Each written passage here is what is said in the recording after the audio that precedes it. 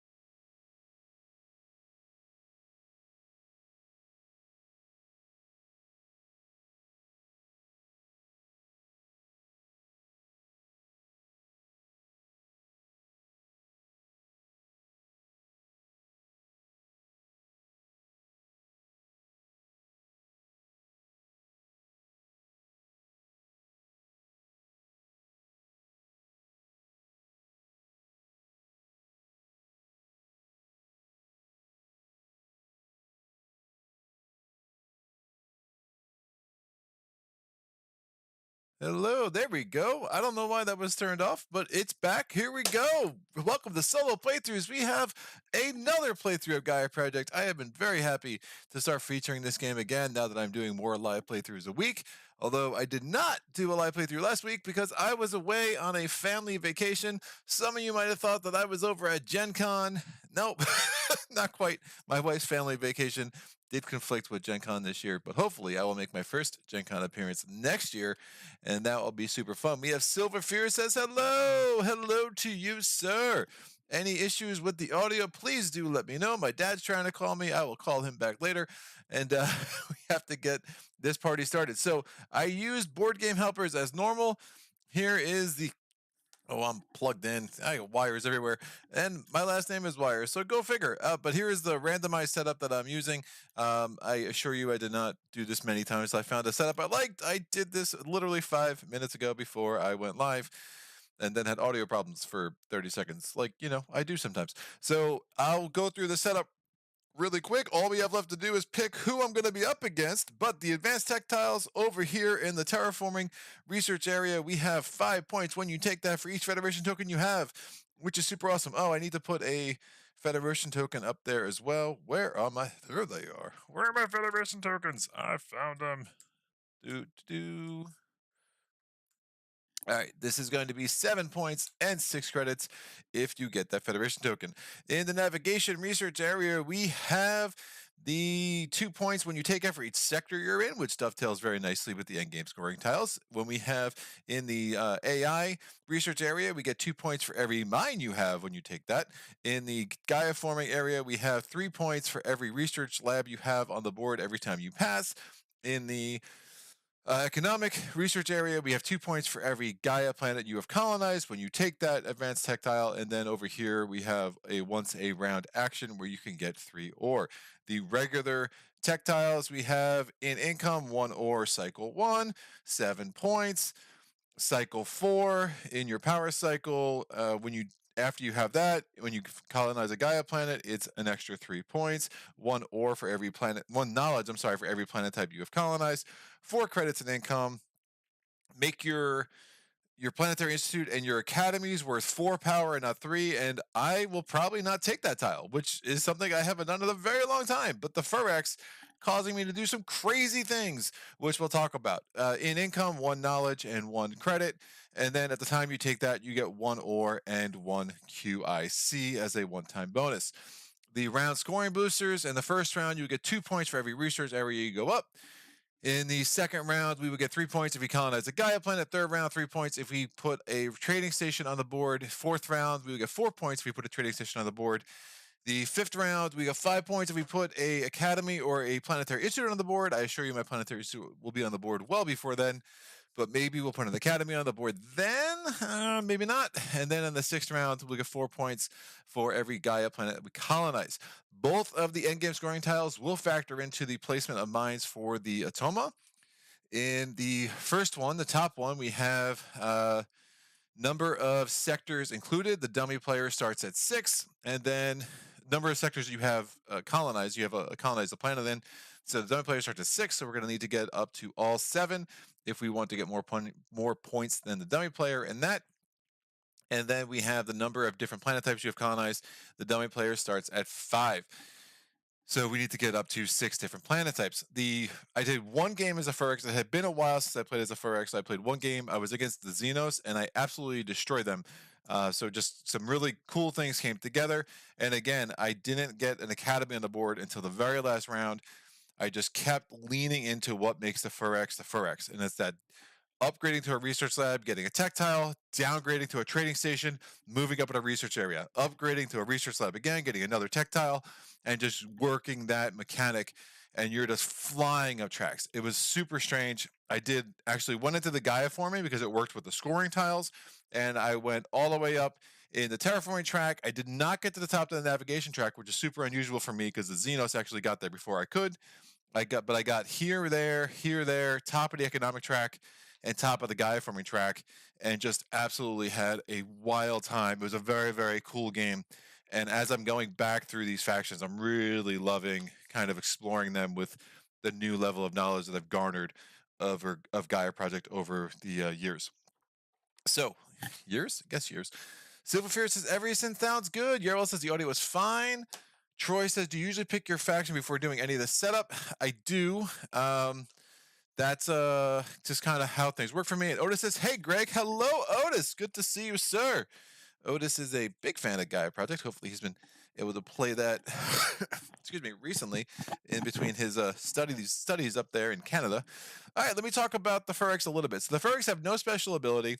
I mean, they start with 1 QIC like a lot of factions do. They start with 2 knowledge. They start with 3 ore, start with 15 credit, most of that is standard. Their power cycle starts with 2 in bin number 1 and 4 in bin number 2.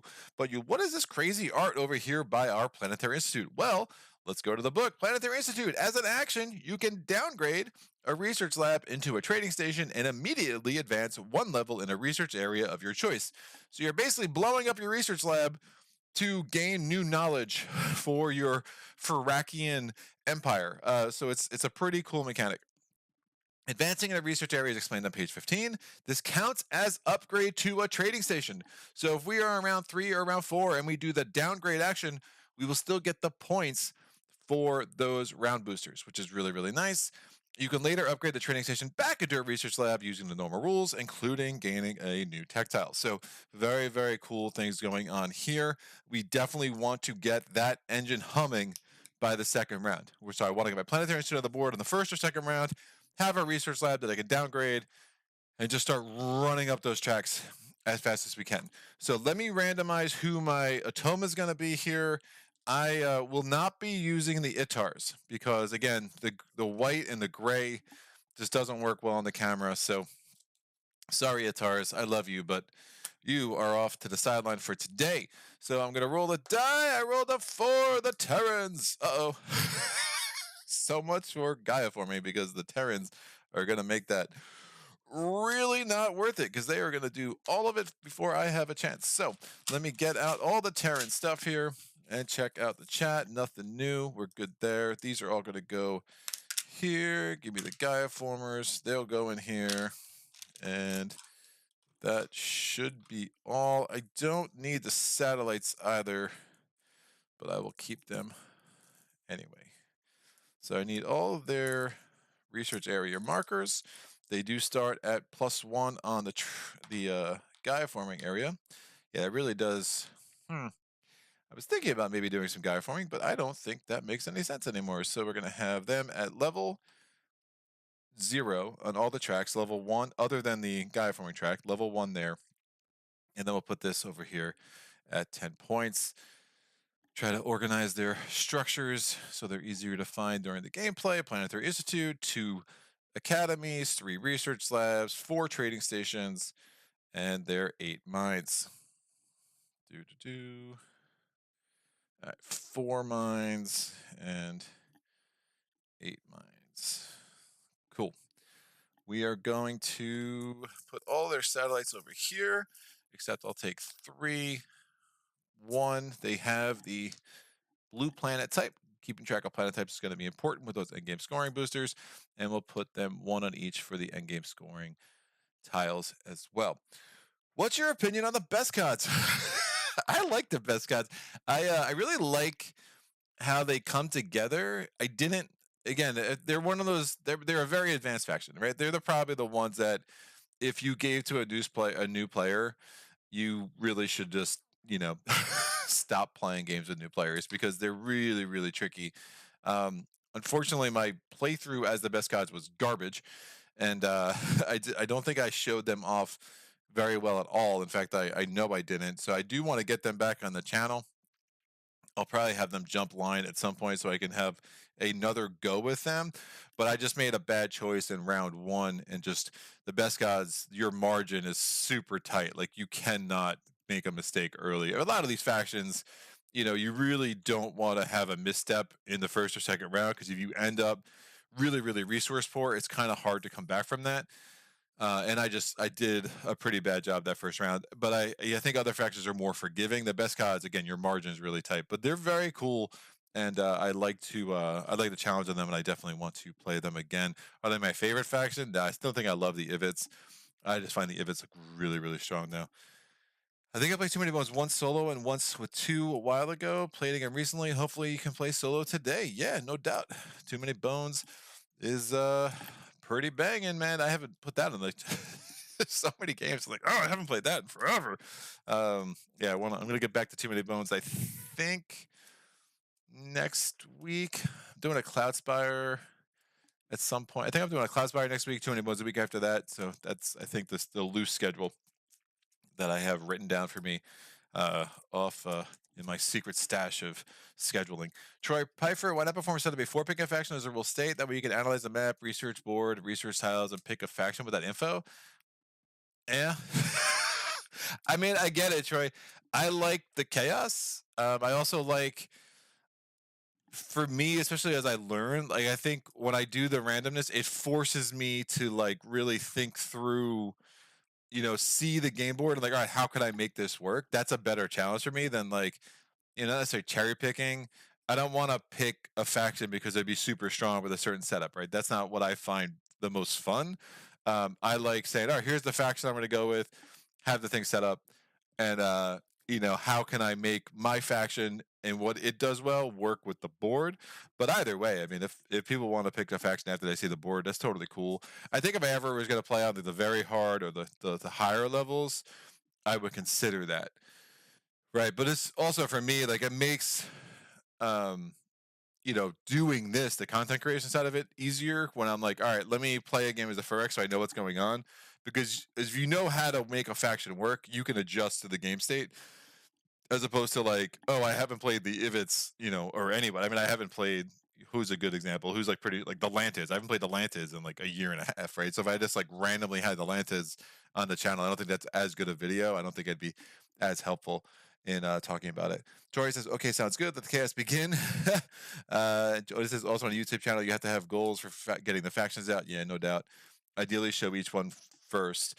Yeah, I've done all the factions once, and also, yeah, the Firaks, the Taclons. I mean, my earliest Gaia videos, you know, I had some rules wrong, and I was still learning the game. Like I was okay, I wasn't great. I was having fun with it. So it's kind of nice to revisit these factions and hopefully show them off a little bit more. Plus, my quality, my audio quality, and my video quality has come a long way since then. So that's always helpful. All right, let's go ahead. We're gonna get 2 mines on the board for the Terrans. So this is obviously closer to the center. I think that one. And then we have, this is 3 away, this is 4 away, that's 5 away. So that is the winner number 2. Winner, winner, chicken dinner. We're going to now shuffle these 19 cards. We're going to take the top one off and look at this piece of information down on the right corner. And this is going to be their starting round booster. And that's going to go over there. So yeah, round booster, round scoring tile. I know I use the terms wrong sometimes. So I'm looking for card number 9. And then I'm going to get the 6 cards that have the little green box at the bottom. Make sure I didn't miss one. I did. No, I did not. I did not. All right, so there should be 7 cards in my hand. There are. I'm going to shuffle the remainder of the cards here. I'm going to throw one across the table because it's fun. I'm going to add one, and I'm going to take 5 more off, and there's 4 cards left. Those just go out of the game. These cards will be off screen, and then I'm going to shuffle the 8 cards in my hand, and we're going to set up the deck for the Atoma for round 1. get a couple of stones and make this work. So there we go. Boom and boom. Get another stone to remind me of when I have to score. And yeah, I'll figure that out as we start developing. I need to place 2 mines. So obviously I want to be close to see if I can start getting power off them. But I have a problem, kids, because I have none of them very close to these guys, do I? Yikes. Nope.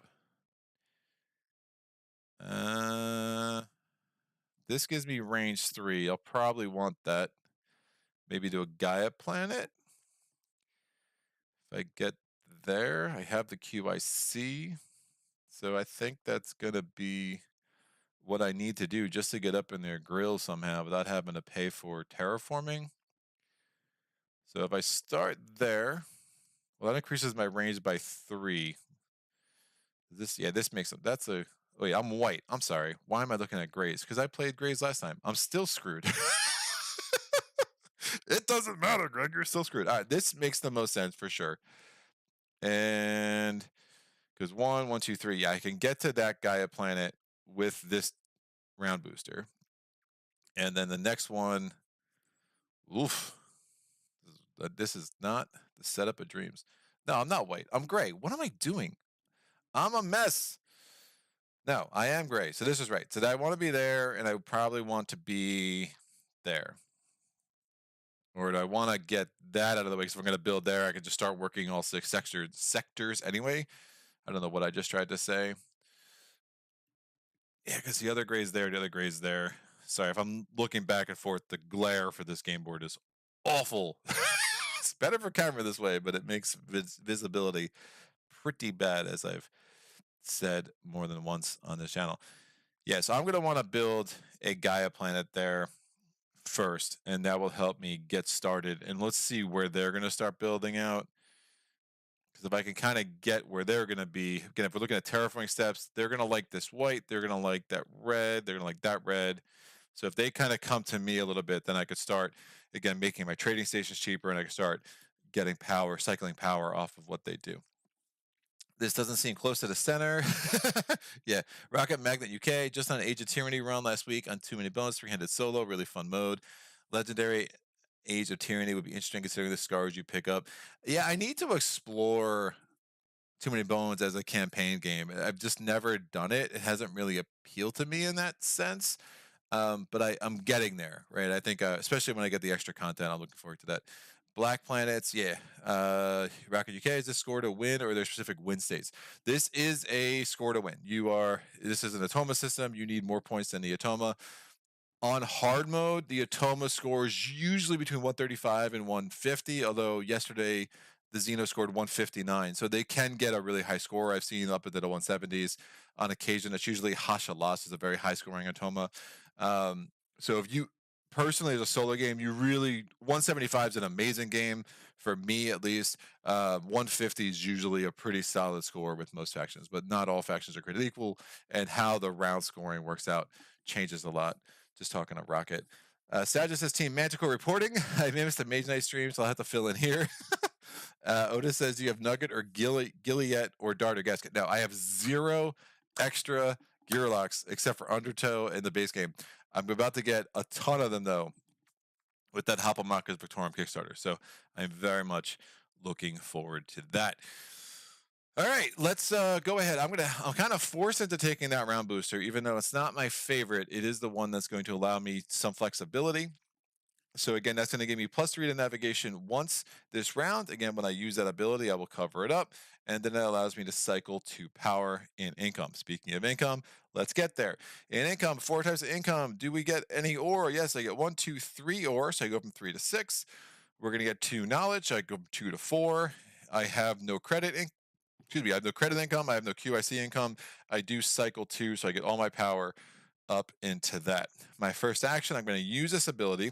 So my natural navigation abilities are 1, because I'm at the lowest level of navigation track. I'm going to add 4 to that, so my navigation is now 4.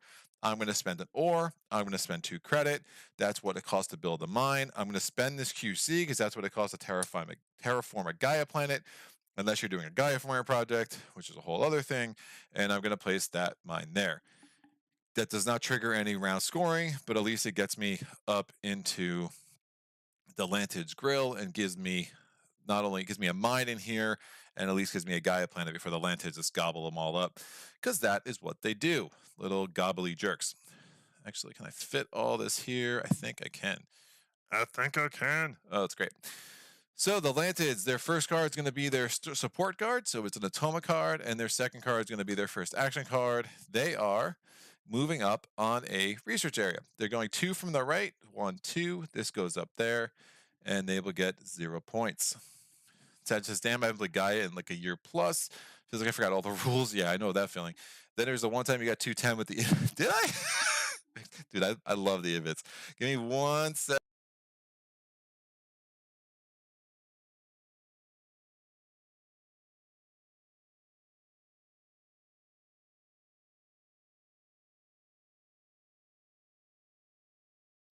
And we're back. That commercial break was brought to you by Kleenex. All right, let's do the Firaks second turn.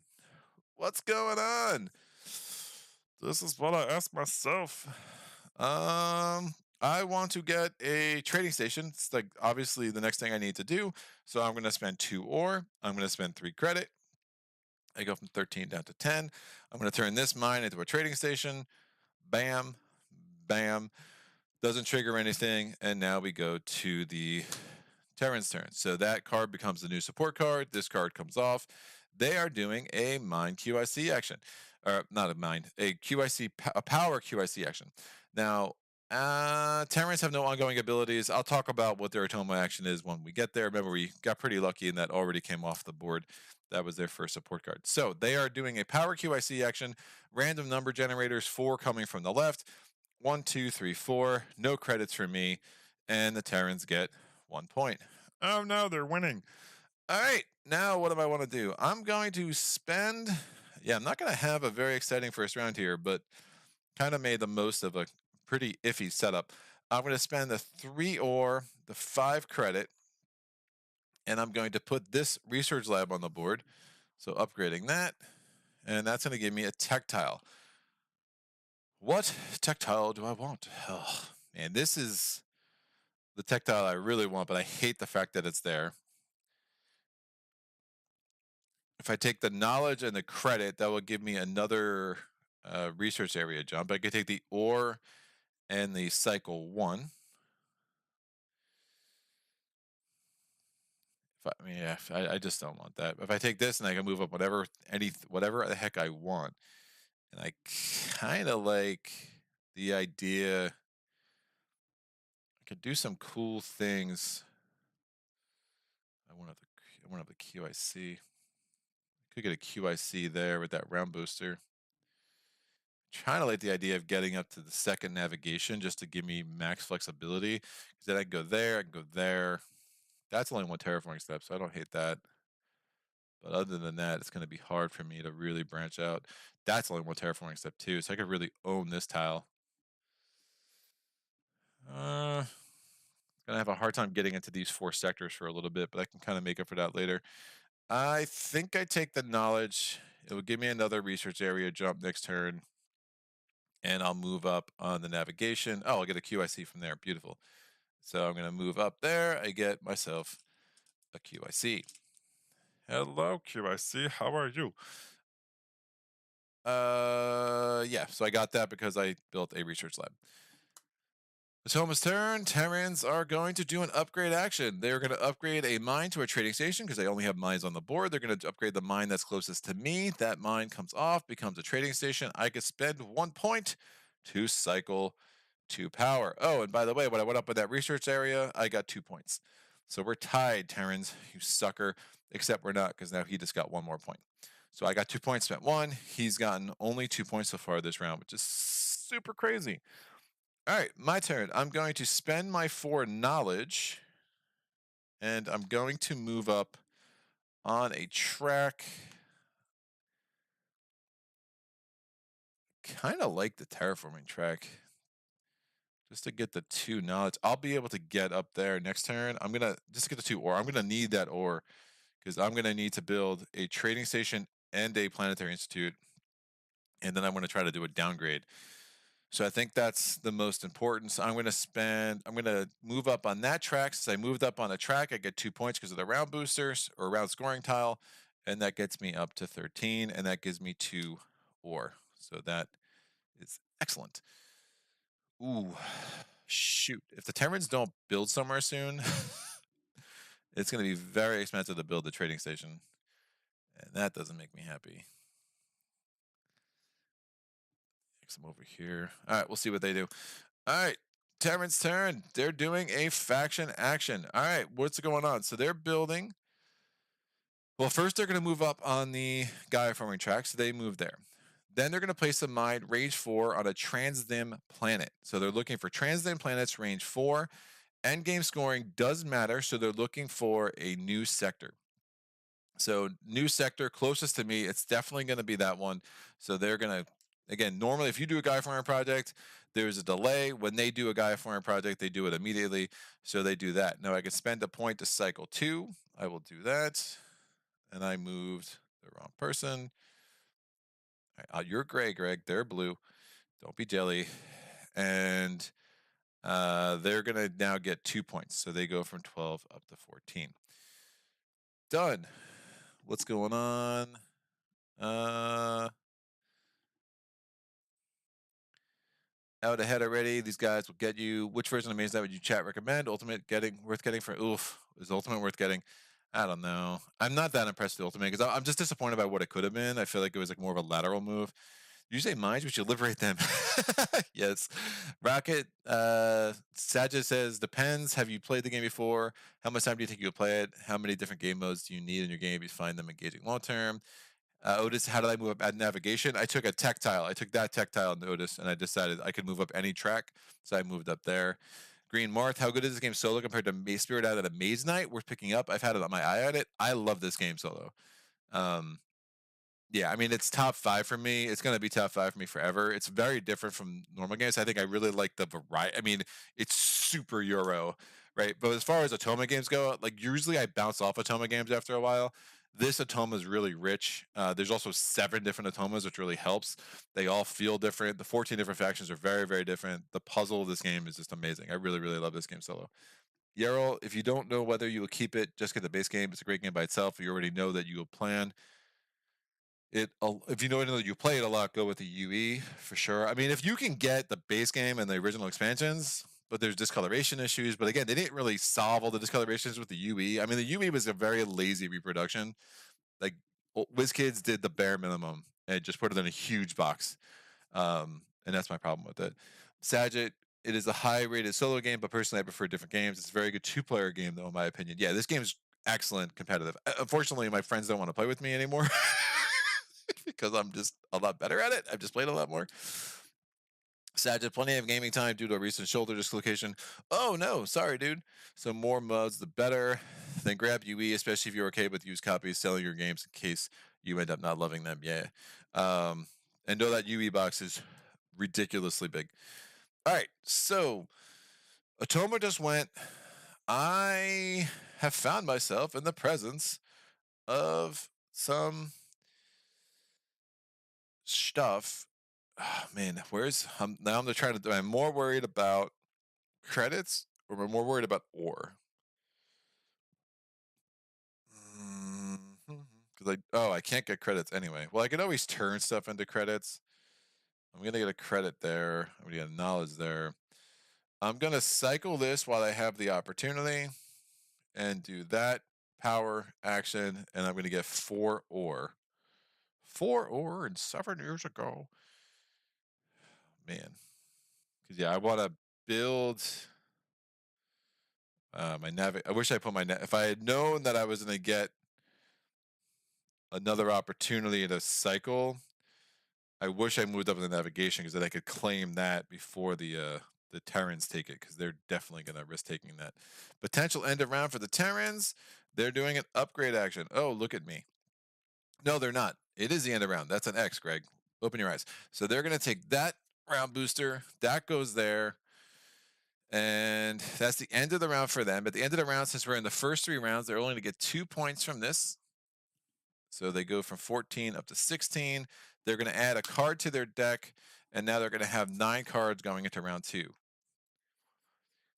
9, shuffle these up. They're going to go first next turn. Hopefully, oof. Yeah, that's probably going to be not available for me. Because they're almost guaranteed going to take that. How the heck am I going to get close to them? Well, you have to have a build a mine action, right? Because this always goes for transit planets. That's their tiebreaker A. So as long as there's transit planets on the board, I should be good.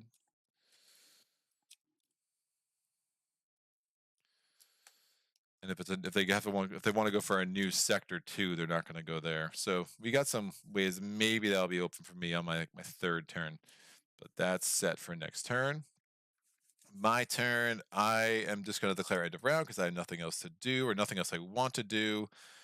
I'm going to try to be able to build a trading station for the discounted rate, but I have nowhere to build this in the neighborhood of the Terrans. So I'm going to put this in, and I'm going to take. Do I want +2? No, I don't want to inflate my power cycle. I don't want the points. I'll take this. QICs are always useful.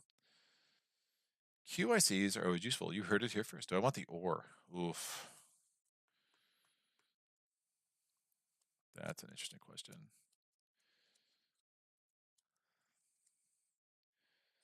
I'll be up to 7 ore. 1. Yeah, that's exactly what I need. I don't think I need the ore. I think the Q, and I could always use a QIC as ore. And I think I'd rather have the 2 credit than bloating up my power cycle. All right, so that's good. So we're going to clear these off. And now we go to income. So in my income, I get 3 ore. So 1, 2, 3, because I have those mines released. So I'm up from 4 to 7. So remember, I'm 0, 2 there, 2 there, and then another 3 in income. So that's huge. This was here. I get 1, 2, 3, 4 knowledge. I go from 0 to 4 there.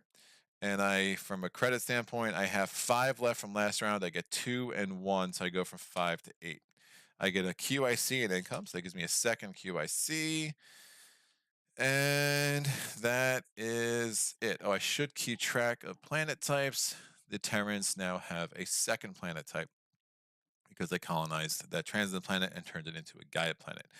We now go to the next round. The Terrans are going to go first. Building on a Gaia planet will give me 3 points. At the end of this round, the Terrans will get 2 points. So having both of these out is nice because the Atoma is only going to score 2 points for both of those. So their scoring from the round scoring tile is going to be a little bit suppressed. And that's always a good thing. So the Terrans, again, an Atoma card at the top. So I like that. And now they're placing a mine. Endgame scoring tile does matter. This tiebreaker does not matter because we're not doing an Atoma action. So they're going to go for a new planet type within range 2. So what planet types don't they have yet? They're going to try to do the fewest terraforming steps first. So are there any white or red planets within range 2 of any of the structures of the Terrans? No, there are not. Are there any, what's their next terraforming step? Any gray or orange planet types within range 2? Are you serious? Yes. It's like, what is going on? Yeah, yellow is 3 terraforming steps, so that's not going to work. Brown is 3 foraging steps, so that's not going to work. So the only one that's 2 terraforming steps within range 2 of them is going to be there. Unfortunately, they are still not up in my grill, but I will be able to take that Gaia planet as soon as I get to that extra navigation. Oof, that's risky. I'm going to risk it anyway. All right, so they're going to place a mine here. That gives them another planet type. That's their 3rd. And that is also going to give them 1 point because of the card. They're at 17 points, which is not a lot. They are very much slow out the gate. My turn. I am going to well, I don't want that tactile. I can move up another track. So I'm going to spend this 4 knowledge and go to level 2 of the navigation track. Atoma's turn. Again, the point tile is different, so I don't get 2 points for that this round. We're going to move that to the support, and the Atoma is going to do a power QIC action, 4 coming from the right. It covers up that, and they get 3 points, so that's a big point tile for them. They go from 17 up to 20. My turn. I'm going to build a mine. I'm navigation 2 now, so I can go 2 away from where I have an existing structure. I'm going to spend an ore. I'm going to spend 2 credit. I'm going to spend this QIC. And I'm going to place this mine here. Because of the round scoring, I get 3 points, so I go from 12 up to 15.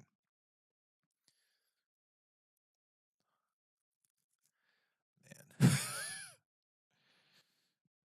Yeah, I'm looking at this. I'm worried I'm not going to have the credit I need to make some of this happen. So hopefully that changes soon. We go to the Atoma's turn. And maybe I should have taken that one for the 2 extra credits. The Atoma's moving up on a track. They're moving up on 1 from the right, so they move up there. No points. My turn. I need to build a... Oof. I could turn... Oh, that's super bad. My turn. I'm going to build a trading station. All right, I want to...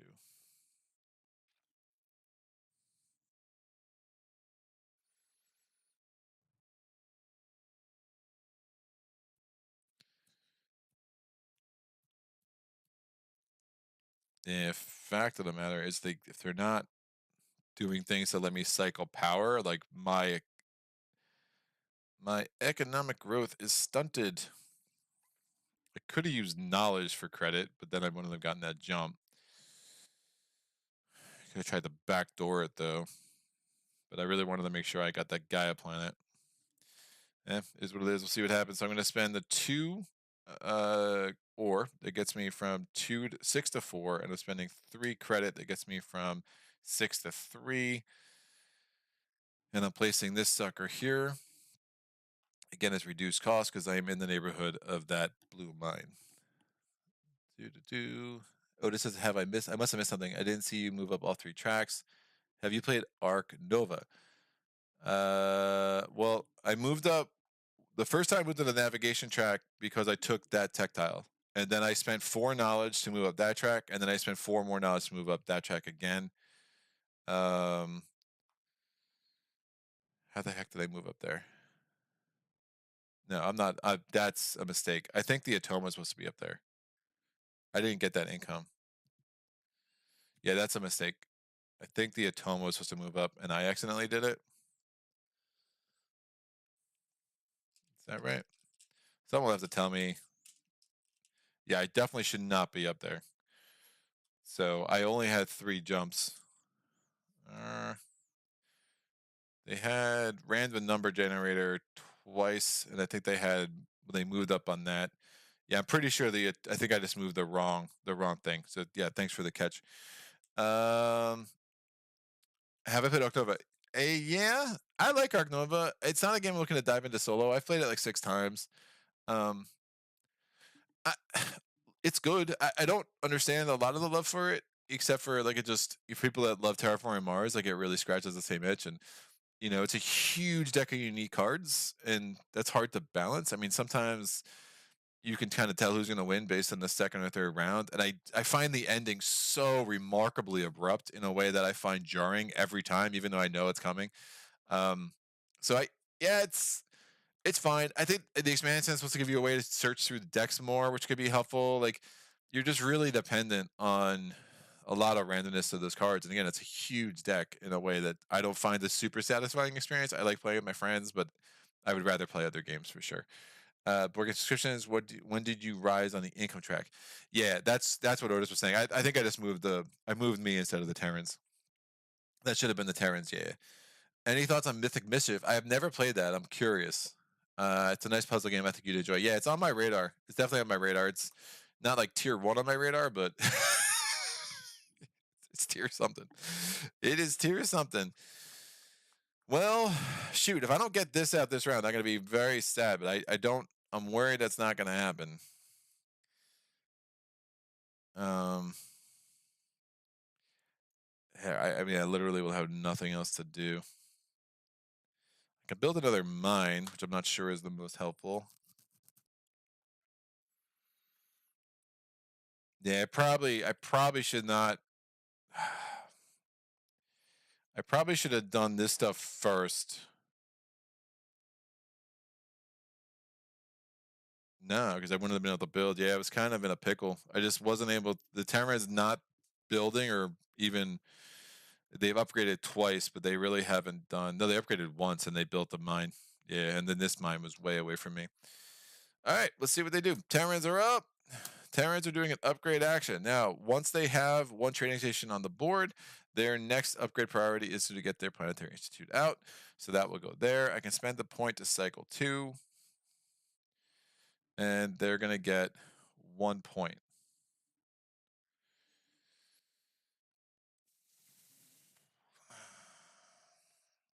It's going to be expensive, but I think I have to do it. I'm going to take these 2 power out of my cycle to move these over, and then I'm going to cycle both of these as credit. So I go from 3 to 5. And I'm going to take this QIC, turn it into an ore, and then turn the ore into a credit, and that gives me 6. That was woof. Woof. All right, but now I can spend 4 ore and 3 credit. I am brokety broke to put this out, but that's going to get my power cycle going, and that's just going to make a lot more sense in my game. And I'm going to put this over here. Yikes. That hurt. It hurt my soul a little bit. I'm not going to lie. So the fact that I was able to cycle 2 was important, and now my cycle is like super condensed, which is fine because I'm going to be adding 1 power every turn anyway. Atoma's turn. This goes here. This goes here. They are now doing a power QIC action and getting 3 points for the pleasure. So 1 coming from the left, 3 points, 21 to 24. Now I can start doing some Firakian things. Firakian's a word, look it up. That will go there. Yeah, if I'm going to turn that QIC into 1 credit, I really should have taken that. That was a flaw in my logic. So now I can downgrade a research lab into a trading station. And then when I do that, I can move up on one of the tracks. And I think it's time. I'm going to need income real bad. So I'm going to move up on this track. So now I'm where I'm supposed to be on the economic track. Yeah, we're going to 1, 2, 3. What do I want to? Ooh, that tech tile will be super nice. Well, if I move up on this track, I'll be able to move up. I'll get another jump next turn. Maybe I do that. I already gave them the 3 points for that. I know that for a fact. I don't love not going up the economic track, but I think I should be able to get up there next. Get up there pretty quickly later. And that 1 knowledge gives me 1 more jump, which will give me a lot more options next turn. Not getting the F. Because I'm not getting that, I'm going to want that. I'm really going to need those credits. Okay, here we go. Atoma's turn. Potential end of round. It is not the end of round. It is an Atoma action. End game scoring would matter, but that's tiebreaker 1. That's tiebreaker 3B. Tiebreaker 3A is the actual faction action. So they're going for a transcend planet range 4. So it will not be a new planet type because they will have a transcend planet option in front of them. So transcend planet's closest to me. That is the winner. I will not be able to power off of that. They will take that transcend planet and they'll put another mine on the board. Oh, I also forgot to move them up here. They get that jump as well. And they're going to get 2 points for all that fun. So they go from 24 to 26. I have 0 knowledge, 0 credit, 0 war, 0 QICs. So I think I'm going to pass. Why not? And when I pass, I will take. I don't want that. I do think anything I can do to get some income here will be helpful. So I will, especially because I'm not sure. I think I'm going to have to build another. Ugh. These guys are giving me too much space to breathe. I'm going to take this. That's going to give me some scoring at the end of the next round. So I'm going to put a reminder token there. And this will go here. And I get the first player marker back. Thomas' turn, potential end of round. It is the end of the round. There's an X there. They're going to take the tile I just put back. This goes here. These, causing a space quake. They're going to grab one more card here. They're going to get 2 points because of the round scoring tile. They go from 26 up to 28, and they're going to shuffle these up.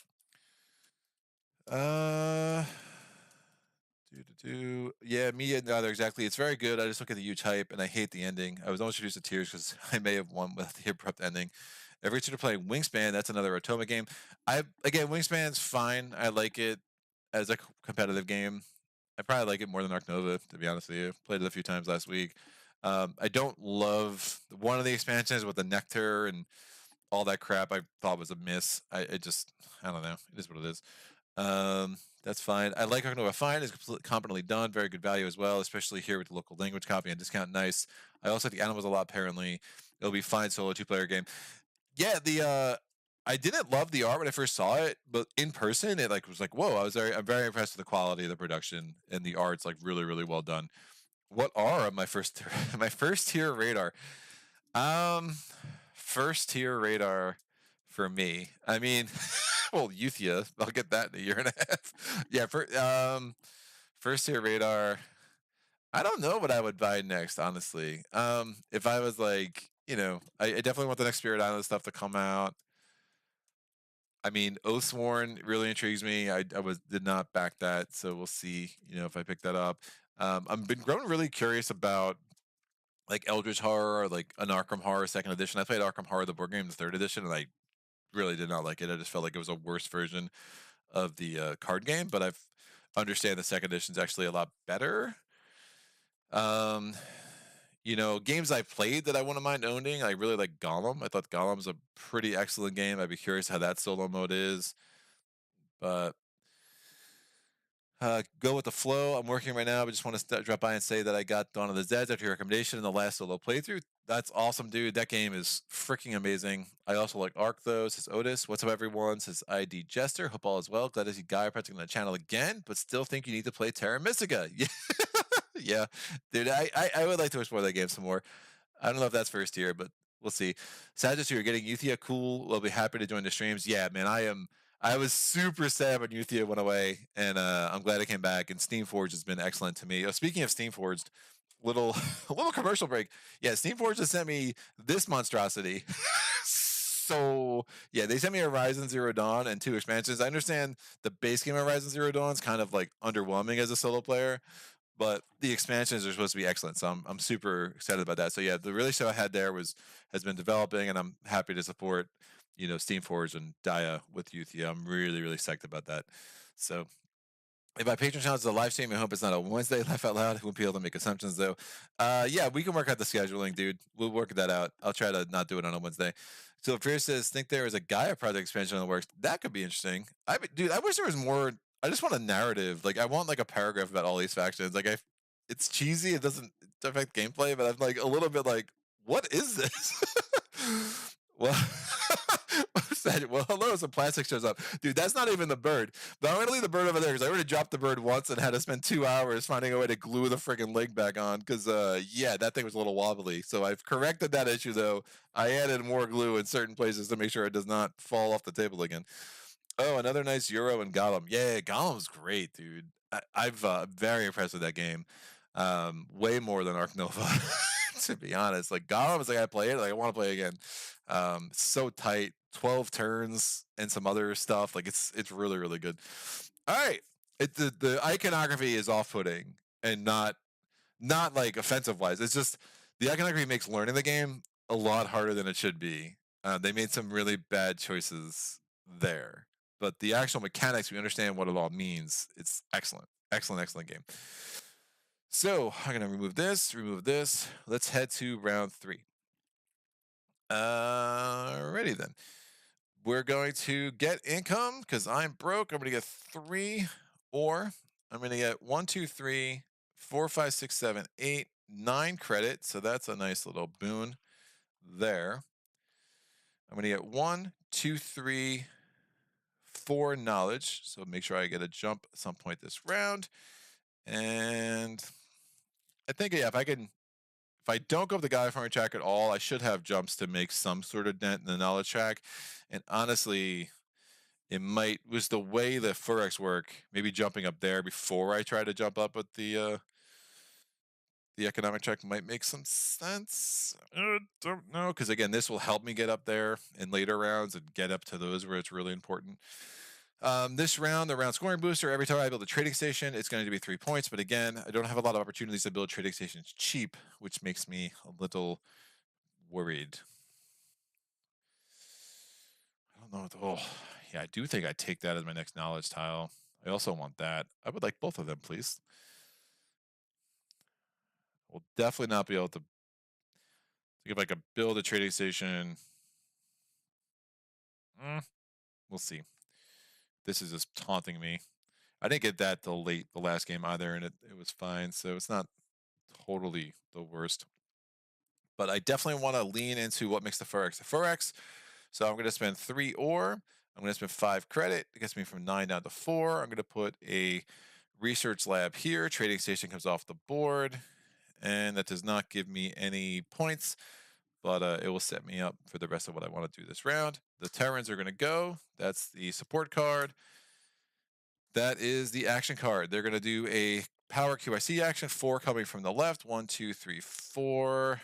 They get 1 point. They go up to 29. So they are very much not scoring a lot of points yet either. So normally you expect the Atoma to be a lot further up on this side of the board by this point in the game. It's been a very low scoring game for them. So that should make this a lot easier later. My turn. I'm going to do some Firakian things. We're going to downgrade this. Put this here. I'm going to move up on a track. Oh, I never took my power QIC income from there. So I could have cycled 4 and added 1. That would have been the right way to do it. Do I want to move up on the navigation track? Do I want to move up on the terraforming track? I would like to get power in here. Excuse me. I think,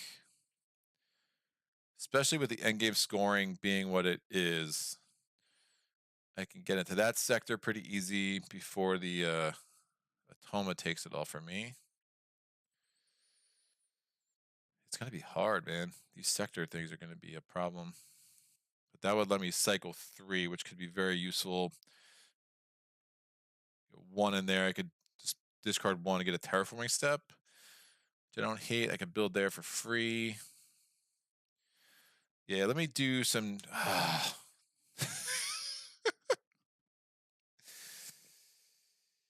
Yeah, I want to cycle 3. I think that's the most important thing right now. So I'm going to move up on this track. Lets me cycle 3, 1, 2, 3, and I get a QIC, which I will turn into a credit again because that was super fun last turn. Atoma's turn. This goes here. New support card, power QIC action, 5 coming from the right. 1, 2, 3, 4, 5. Well, there goes my terraforming step, 3 points. It's like they heard me talking, man. It's like, no, that is not going to happen for you. You are screwed. Oh, man, I can move up on a track. This combination of 3 things is already giving me a jump every turn. So I think I'm good there.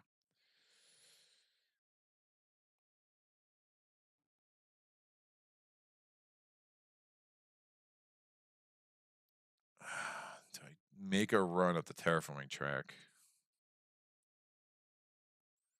I mean, the navigation track. Well, terraforming track's also pretty strong because remember the end game scoring. We have both of those things that we care about. So making it cheap to terraform could be very good. Not doing much with the knowledge. Do I want to get up to 2? Probably not. I'm not getting any tech tiles this turn, which is a serious problem. It's a serious problem. Someone should do something about it. All right, we're going to move this down and we'll move up on this track. If I can get 2 more ore, I'm just not getting the credit. Oh, this has not come together. I mean, they're still not building up in my grill, so that's making this a lot harder of a puzzle to figure out. All right, they're doing an upgrade. So they're doing their third upgrade. That could be good. They are going to upgrade this mine to a trading station closest to me. I have to spend 2 points to cycle 3. I will definitely do that. So 1, 2, cycling all my power there. And they're getting 3 points. So they're scoring 3 points at a pop right now. So they have a lot of point scorers. So they're going to start running up that. But I'm definitely fine with that. Might be a good opportunity to get a double terraform. Oh, I could terraform there. Oh, I like that. I like that a lot. That's 2 steps. That's 2 steps.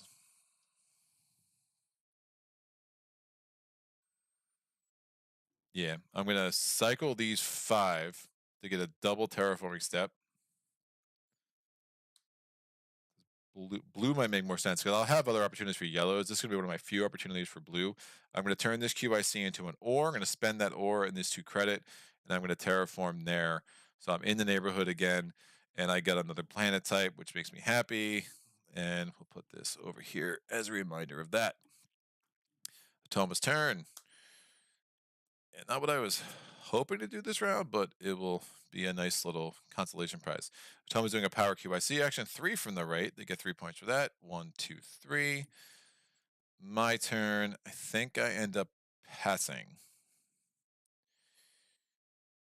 Pretty underwhelming turn, but could have been better, could have been worse. Definitely been converting my QICs into stuff. So they're, again, it's one of the nice things about QICs. They're super flexible. So I will pass. I have 2 Gaia planets. So I get 2 points. I go from 12 to 14, crushing it over here. And I'm going to take as my reward for life, I will take navigation. Doesn't make much sense. I'll take the extra ore.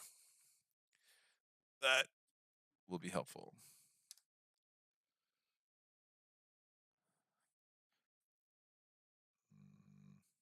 Yeah, it's fine. It'll give me 2 extra power in my cycle, which is a little bit not great, but I will I'll probably just, it'll give me an ability to just kind of throw some things out and make some things happen. All right, so I have passed. I'm going to retain the first player, so we're going to have a lot of Atoma actions in a row here. Atoma's going to go. They're placing a mine. Endgame scoring matters. They're looking for a planet type they don't already have. Is there a red or a white within range 2? Well, now there is. So there's this white in range 2. There's this, I mean, that's a red. It's like white. It's just different. We have this white within range 2. That's actually white this time. Same number of terraforming steps. They're going to go closest to me. So this is going to get another planet type for them. They're going to put a mine here. I can just cycle 1. Don't mind if I do. They get a point. They go from 38 to 39. Atoma has another turn. Oh, power QIC action. Endgame scoring does not matter at all. 2 X's there. They're going to look for, they're going to move up on the Gaia farming track. They're going to look for a transitant planet range 4. So this is a transitant planet range 4. This is a transitant planet range 4. The other ones are definitely not closer to me. That's the closest to me. So they're going to put this here and take over that. And they're going to get 2 points for that. 39 to 41. Potential end of round. It is. They're going to take this over there and add a card. Add these cards. We're going to flip this over. It's the first 3 rounds. They're going to get 3 points. 41 to 44. Yeah, I did not place any trading stations, but every trading station I place this round now, I will get 4 points, and I finally have places to place trading stations. So that will help. Though again, I don't have a ton of ore. I might blitz that to get those 2 ore. I think it makes some sense, and then I'll make terraforming super cheap for the rest of the game. What am I? I'm in 3 sectors still. Nothing makes, well, if I make this into a, ooh, that's interesting. If I make this into a trading station, I could build a federation. That I like. That I really, really like.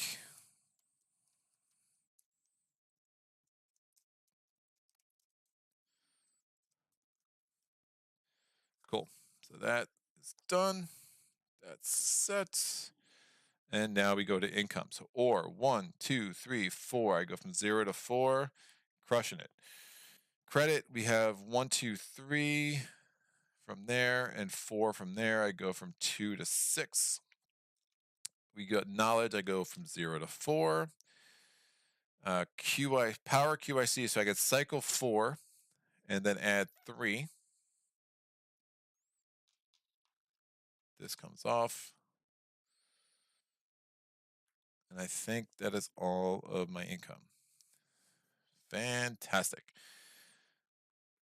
So my first action is I want to build a trading. Oh, these all come off too.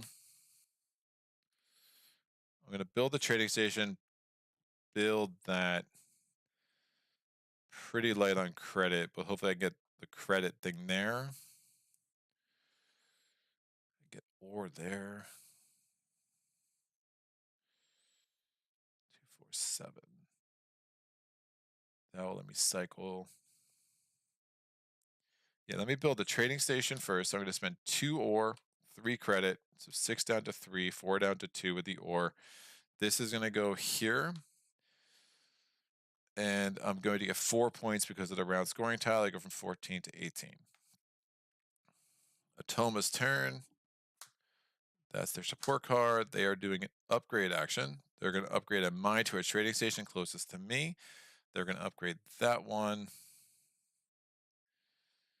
Is it worth spending the point to cycle 2? I don't think so, because I'm about to build the Federation to get those suckers out of my cycle anyway. So they're going to build that, and I will not cycle. Again, I can't choose the mine. I have to choose a trading station, and that's not worth it. 1 point for the Atoma. My turn. Building a Federation. So I'm going to take these 2 out of my cycle, put 2 satellites here and here. Again, 3 points for the Planetary Institute, 2 points for each of the trading stations. And now I can take a tech tile. I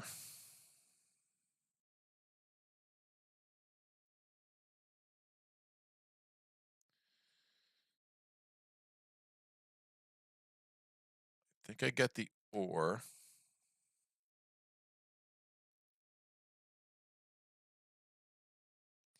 So I definitely want to build a research lab. So I'm going to, and I have ways of getting credits. I only need 2. Yeah, I definitely have ways of getting credits. So I'm going to take this Federation tile. I get 7 points. So it gets me from, that's not me, it gets me from 18 up to 25, and I get 2 ore, gets me to 2 to 4. Atoma's turn, this goes here, this goes here. They're doing a power QIC action. 2 from the left, covers that up, 3 points. They go from 45 to 48. My turn. I'm going to spend the 4 knowledge, move up on this track. That lets me cycle 3, so 1, 2, 3.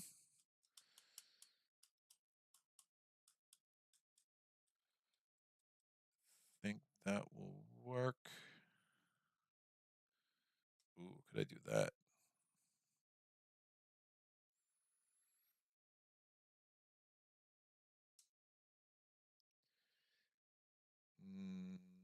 Not right away, but yeah, I can make it work. I want to get that to be a trading station by the end of this round. Atoma's turn. Oh, you know what? Let me move these mines. That's bad. It's going to be inefficient. I'm going to move these mines here and here. That way, remember, you build a Federation, you can't have satellites touching. That way, it gives me an option to maybe get another Federation. Ooh. Ah, man, those are just lost planets. Those are lost planets. It doesn't matter because I can't get a Federation here now. But I think, considering I want to go to other sectors, these would be easy opportunities to build. But I'm just going to have to make do and try to get over into that part of the world anyway. So I'll leave them where they were because it doesn't matter. These are just basically cut off now, which isn't ideal. So the home is adding a mine. Endgame scoring bonus of new sectors matter. They're looking for a fewest terraform accept in a sector they're not already in. So that's range 2 in a new sector.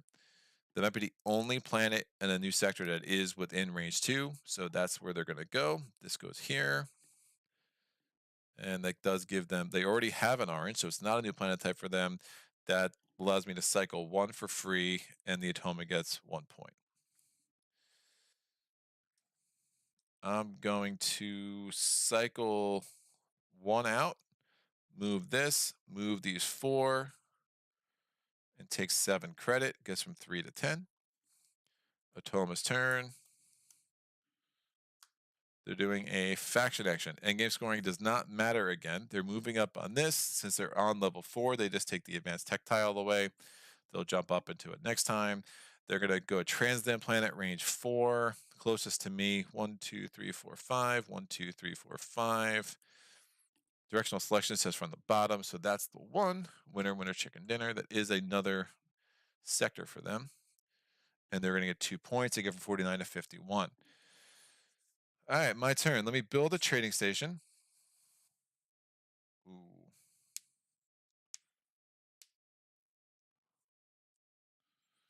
Yeah, I'm going to spend 3 ore and 5 credit, 10 down to 5. Not a trading station, a research lab. I'm going to build this research lab here. Let's take a tech tile. I'm going to take this tech tile. That moves me up on the terraforming track. That gives me 2 more ore, go from 1 up to 3. And yeah, no extra points. Atoma's turn. They're placing a mine. Endgame scoring doesn't matter. Range 2, looking at fewest terraforming steps, there are no blues range 2. There are greens range 2. That's 1 terraforming step for them. I think that's gonna win. Are there reds range 2 or whites range 2? There are, but that's further away from me. So this is it. 1 terraforming step. I could spend a point to cycle 2. Sure. And 3 points for the Atoma, 51 to 54. You're getting 3 points like almost every other card now, so they're starting to put on the pressure. Those tricky Terrans. All right, I'm going to downgrade this sucker. Or do I just want to build a research lab, a trading station? Yeah, we go ahead and just build a trading station first. So I'm going to spend 2 and 3. I'm going to put this trading station here. That's 4 points because of the round booster, or scoring booster. Scoring tile, so 24 up to 28. Atoma's turn. They're doing an upgrade action. Upgrading closest to me, they still have trading stations, so that is still their upgrade priority. Mine closest to me is going to be this one. I can spend a point to cycle 2 again. I will definitely do that. 1 and 2 and 1 point. Especially with not getting this tile, it's like being very aggressive and cycling is going to be important.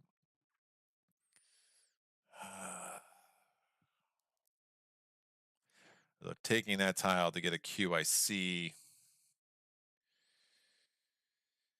I'm not at level 3 of the navigation track yet.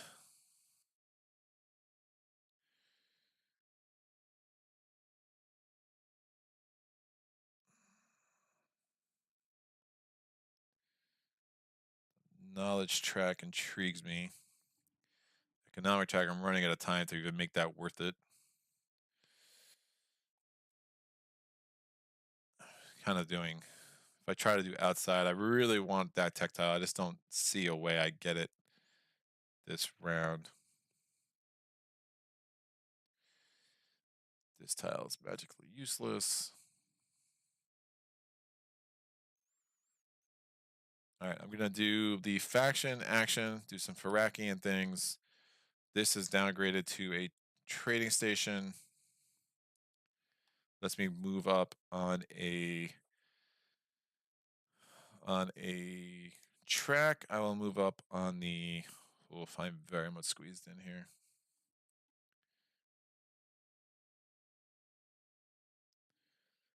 I think I have to do a navigation track. I've got to start getting here. I got to start bouncing around. These 1 terraforming step are going to be important for me. 3. I'm just not sure what 2 credits and I'm going to have a ton of credits coming to me next turn anyway. Oh, that downgrade counts as an upgrade to a trading station. So that's 4 more points. That's 27 to 31. And I think I go up on the navigation track. That way in the last round, I'll get that. That's a point grab. Get me up and get me Oh, that's another way to get into another sector, and it's another planet type. Oh yeah, the Lost Planet's huge with this endgame setup. Let me grab that to get up into there. Yeah, that should be good. That's really big with this endgame setup. All right, Atoma's turn. Bam, bam.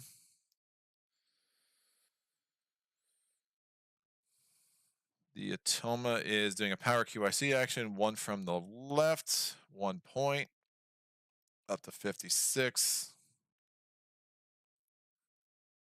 I think I chill. I would like to get another mine out,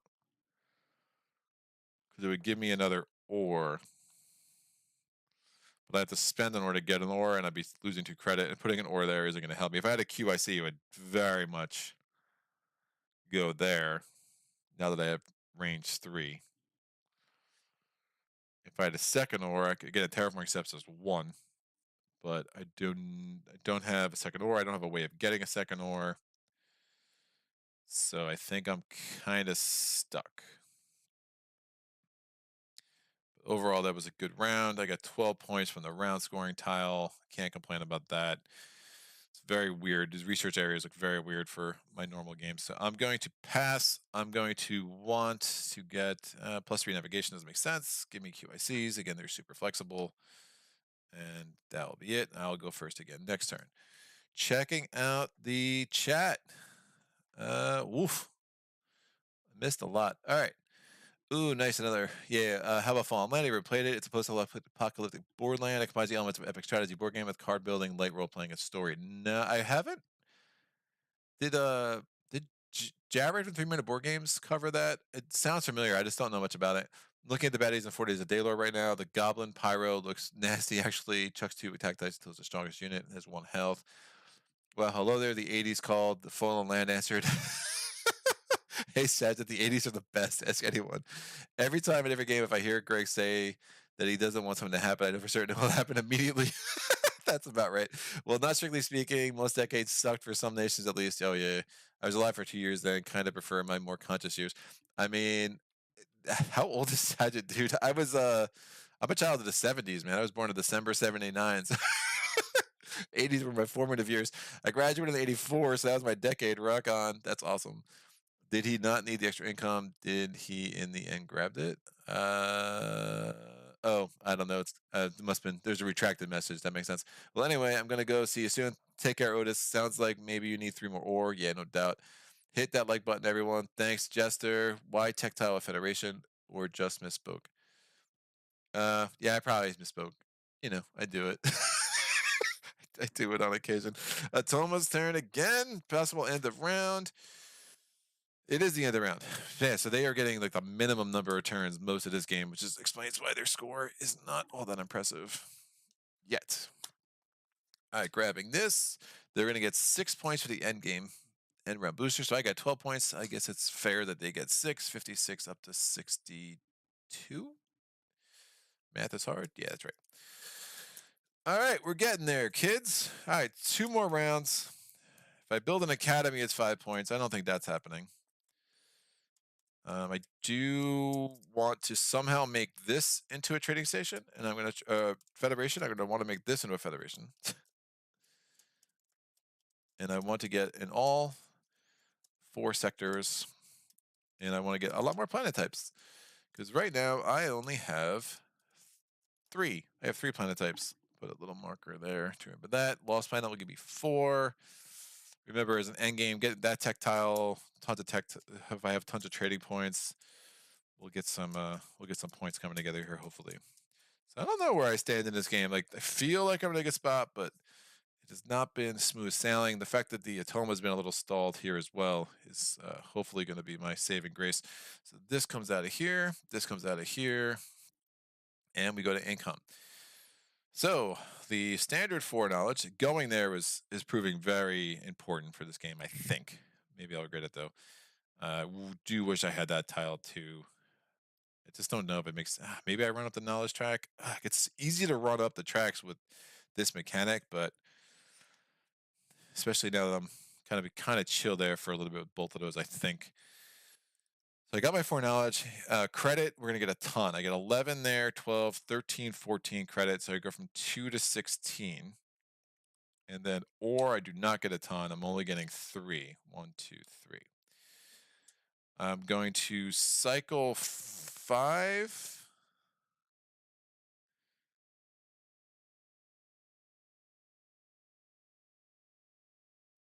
I'll cycle these 5 and we'll add the 1 here. That does make me want to get on a yellow planet. I go here, here, here. That's intriguing. I can go here, here, here.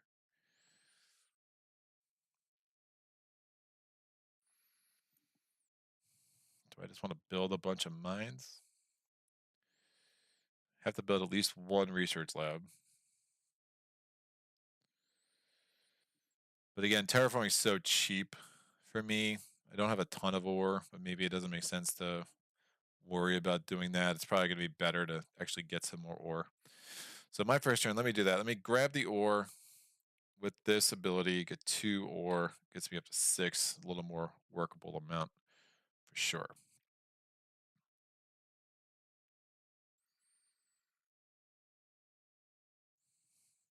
Or QIC.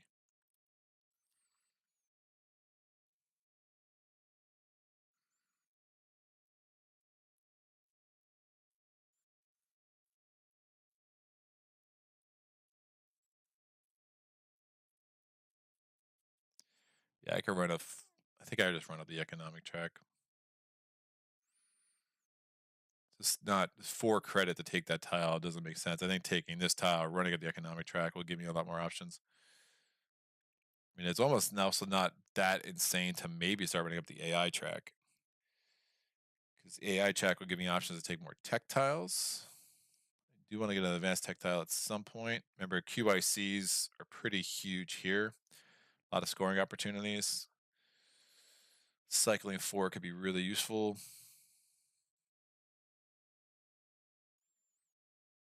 Just ignore the economic check altogether. That's an option. All right, Toma's first turn. Toma's doing an upgrade action. They still have a mine to upgrade to a trading station closest to me, so they're all, nope, just those 2 are within 2.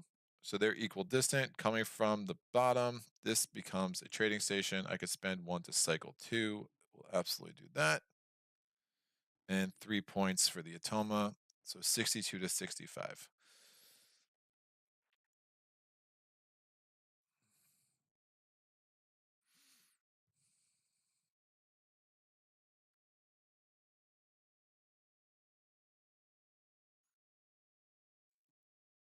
I think the lost plan is going to be the link to this sucker. That will make some sense.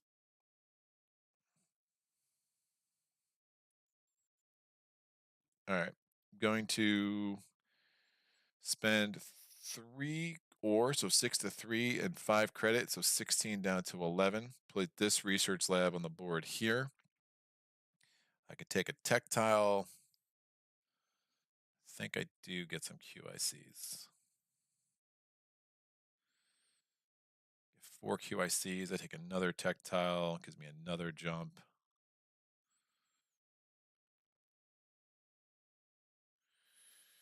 Yeah, I'm going to grab this and go up here. Gives me a QIC.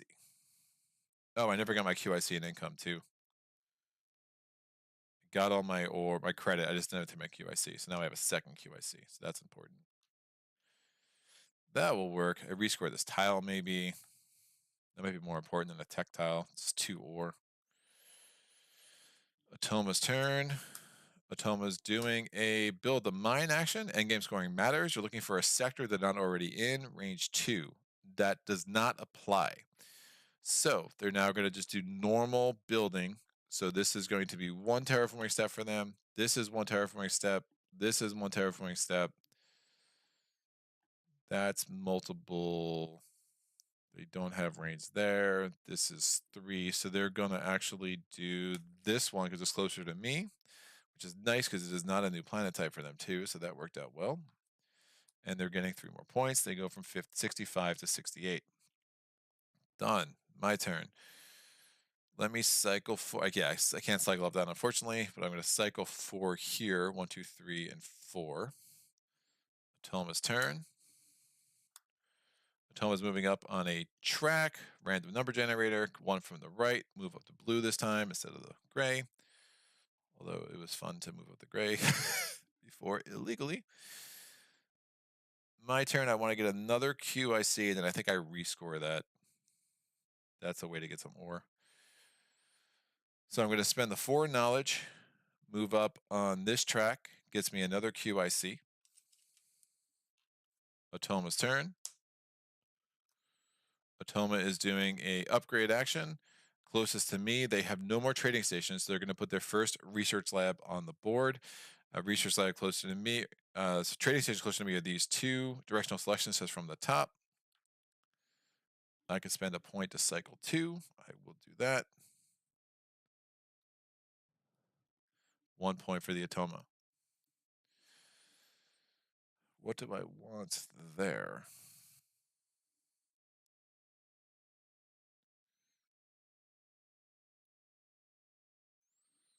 Oh, interesting.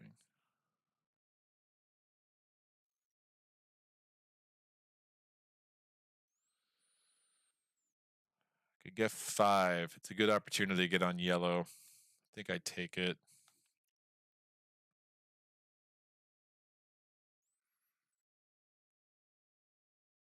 I could just do the 3, right? Because it's 1 ore for me either way. So I will take this brown while I have the chance. The blue's 3 for terraforming steps. Yeah, that's. I mean, the orange is 3 terraforming steps. The brown is just the 1, and I'm not on a brown yet. The orange is a lot. Ooh, I could do that. I could jump on that orange while I have the chance. But then that's not range 3 from anything. Ugh, this board is weird, man. I will be range 4 at some point. Once I get up there. Haven't downgraded yet. I have a Federation token, so I could flip. Ooh, I could do that.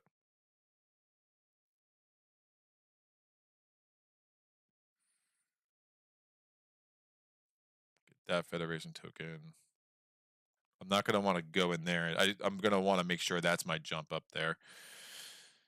I think that makes sense. It's kind of a little bit of a. I want to make sure I get that. All right, let me do this. I'm going to rescore a Federation token I have. So I'm spending these 3 QICs. I'm getting 7 points. I go from 29 up to 36, and I get 2 ore. Gets me up to 5. Gives me more flexibility. Atoma's turn. Power QIC action. I'm sorry. Atoma action. I'm like misspeaking all over the place. They're finally moving up at the top of the Gaia track. They're placing a mine on a transitant planet. Range 4, closest to me. It's going to have to be that one. They're running out of places to go with transdims, and they get 2 points, 69 to 71. My turn. I'm going to spend. I'm going to do my Taclonian things. I'm going to downgrade this to a trading station. When I do that, I can move up on a track. When I move up on this track, I have to flip a Federation token to get up there, but I get this Federation token back. That gives me 7 points. I go from 36 to 43, and 6 credit. I go from 11 up to 17. So credit is not my issue, or very much is, which does make me maybe just want to pile a bunch of mines out for next turn. But we'll see. Atoma's turn. Power QIC action. I'm glad I did that first while I had the chance, because they're going to cover up that now. 3 points. 1, 2, 3. My turn. I can get more knowledge. I can get credit. I'm not close to building another Federation, which is a problem. 2. Get that orange.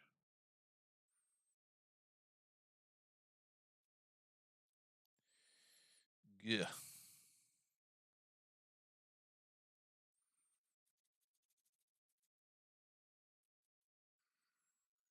Yeah, I think I just stay in the neighborhood over here. So I'm going to spend 3 power, do this.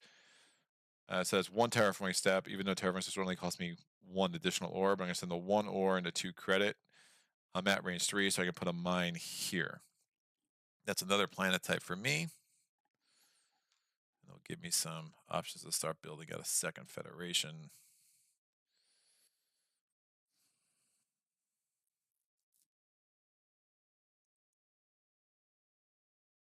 It's not ideal. I'd rather build off of this one first, but kind of a little jammed up. Toma's turn. Toma's placing a mine. Endgame scoring matters. It's going to look for a sector it's not in already. There are no planets range 2 in a sector that they're not already in, so that does not work out for them. So they're looking for red planets, which are 1 terraforming step. Red planet, white planets are also 1 terraforming step. I cannot cycle off any of them. Closest to me is 1, 2, 3, 4. They're both equal distant. So we do directional selection from the bottom. They get a mine here. That is their last mine. 3 points. They go from 74 to 77. Why? Have you played Terraforming Mars solo yet? Just got it with 3 expansions. Looking forward to trying it solo. I put a few Terraforming Mars videos on the channel a long time ago. I kind of bounced off that game. Like, it was definitely one of my first solo experiences, so I don't dislike it. But it just didn't have the replayability for me that I would normally want. But I mean, again, it's a fun puzzle. I mean, you get good at the game, you're gonna pretty much terraform Mars in the number of generations, and then it becomes a point chaser, which doesn't really ever like stay with me long term. Jester, there are several recorded playthroughs of Terraform Mars on the channel. Yeah, your rail is there. So, I mean, if you have Prelude's awesome. In Prelude, you know, there's some nice things you could do. There's some nice solo variants that are kind of cool. And if you're totally randomizing, some of the factions are going to be easier to win with than others for sure. All right, I think it's my turn now. If that's wrong, someone can yell at me in the chat. I will.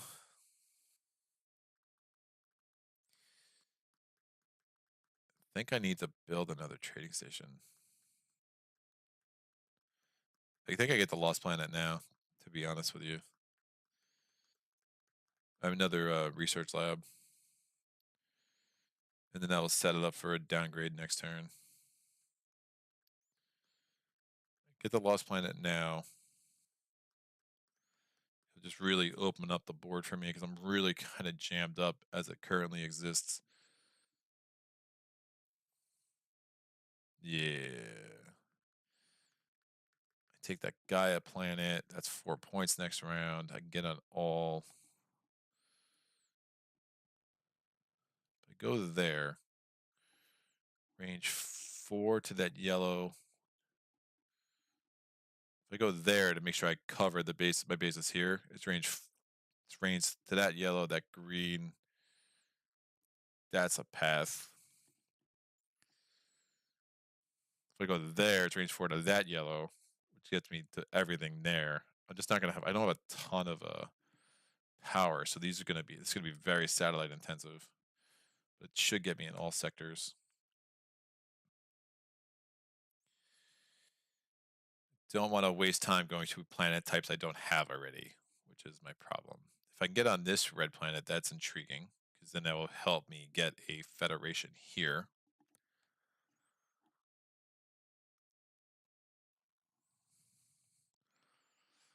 That red and that orange. Ooh, interesting. But they're both super expensive. I'd have to build 2 mines before I got more ore income. So that's a problem.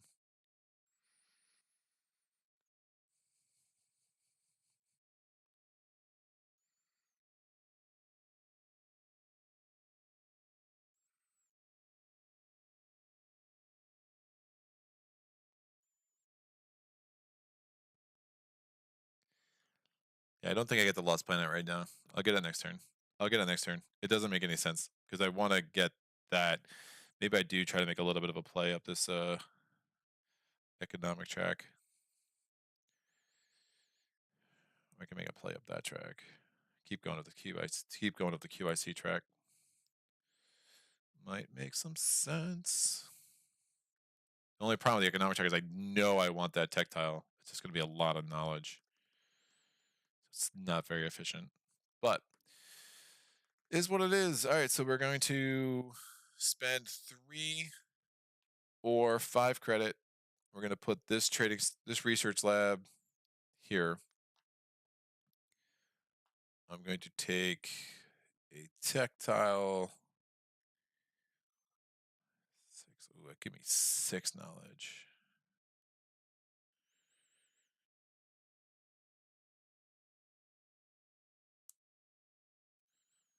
Can I run up that?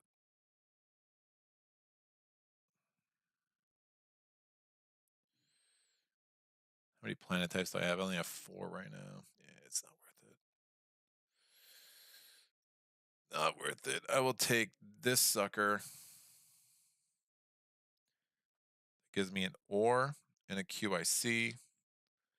And I'll move up on.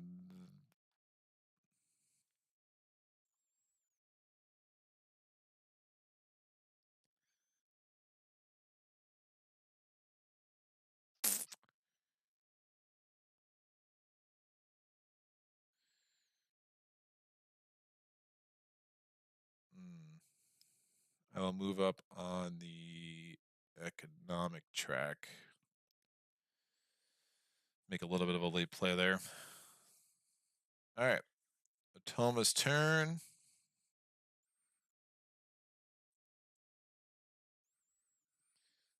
Toma's building a. I'm gonna be so ore poor.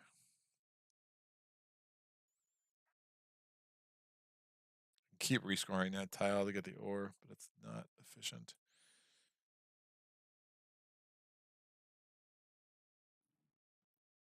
There's an ore there. So Atoma's turn.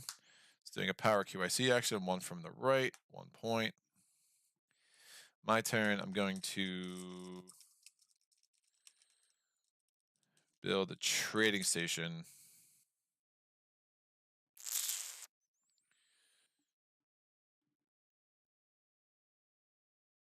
I'm going to spend the 2. Is it worth it? I think I do it next round. I don't want every ore is going to matter for me. Way more than credit, I think.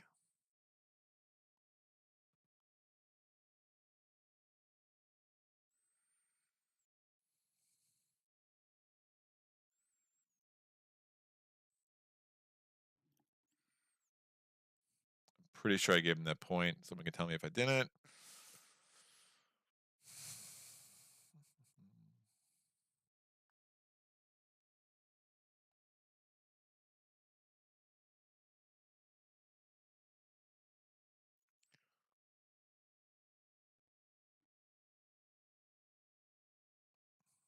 Could build another research lab, but that's not efficient. Yeah, I think I just chill. I'm going to pass. I'm going to want to get more power by cycle because I think one of these federations is going to require a lot of power. And I will remain first player. Atoma's turn, potential last turn. It is not. They're placing a mine. Planet type they don't already have. Oh, they don't have any more mines. So since they can't place a mine, they do an upgrade action instead. Since they have a research lab on the board, they upgrade a research lab to an academy. I can spend a point to cycle 2. I think that makes sense for me. So I'm going to spend the point and cycle 2. And 1 point for the Atoma. Atoma's turn. End of round triggered. They get this. This goes here. So the round boosters didn't. There were not a lot of point opportunities on round boosters. So my score is going to be a little bit deflated from that. The round scoring tile does give the Atoma 5 more points. So they go from 79 up to 84. Oh, cool. Thanks. I don't remember seeing any, but you said it was a while ago. So that's why I remember seeing. Yeah, dude, it was a long time ago. I think I did 3 videos of Terraform Mars, but maybe only 2. But yeah, it was definitely a while ago. But it's like Scythe at Terraform Mars. They always have like a special place for me. Terraform Mars, like I played so much competitively, like I kind of burnt out on that game. Kind of some of my same complaints with Arc Nova. I mean, there's a lot of overlap with those 2 games and how the card works. And again, huge deck of unique tiles, huge deck of unique cards, and some of the balancing issues inherent in that. All right, these go here. these over here. Can I get 2 federations this round? It's going to be very hard. So we're gonna go to income. My income is 1, 2, 3, 4, 5, or it gets me from 2 to 7. I'm gonna get 7, 8, 9, 10 credits. So I go from 10 to 20. And I'm going to get 1, 2, 3, 4, 5 knowledge. I go from 0 to 5. No QIC income.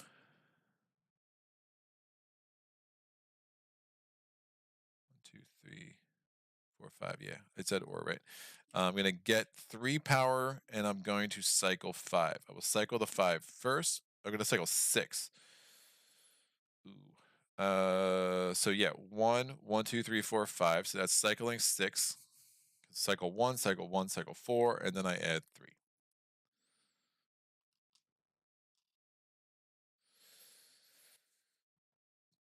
Oh, this is gonna be super tough to do what I want to do.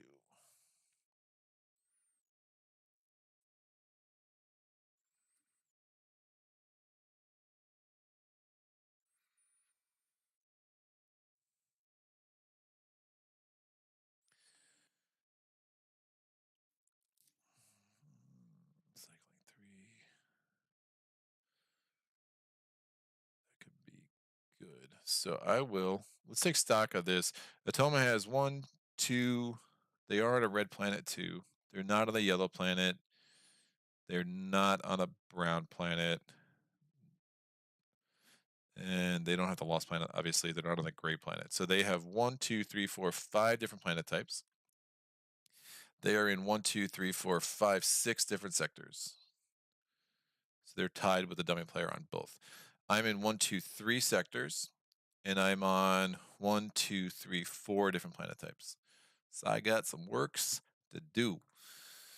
Oh, that's a man. This whole tile is like candy for me if I can make that work.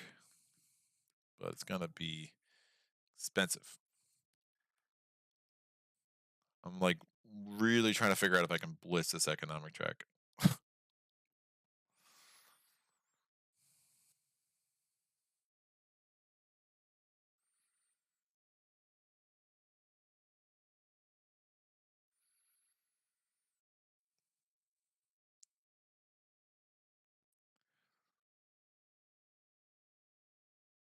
I'm really trying to make sure I'm building in a way that's going to give me maximum chance of building enough federations.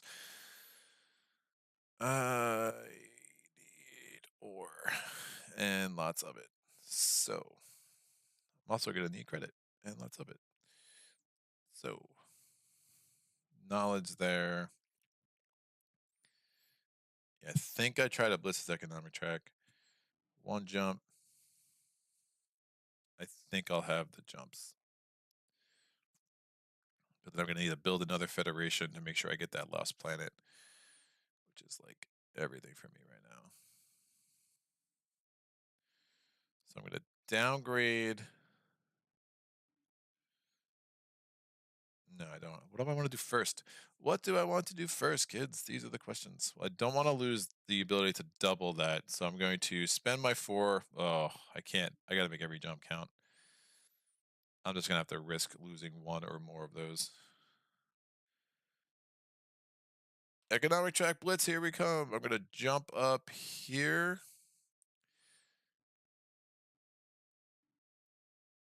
Yeah, I'll have the jumps. I don't have other things to put them on, so I think that will make some sense, and it will give me the maximum chance to build out the way I want to do.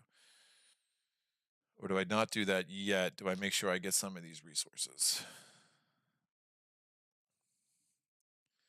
Cycle 5, cycle 2.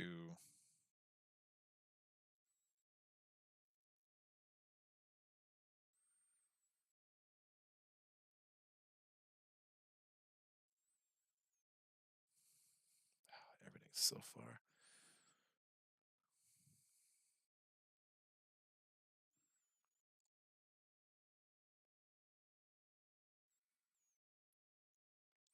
Three terraforming steps, 2 fair, 3 and 3. Woof. It's 7 terraforming steps total.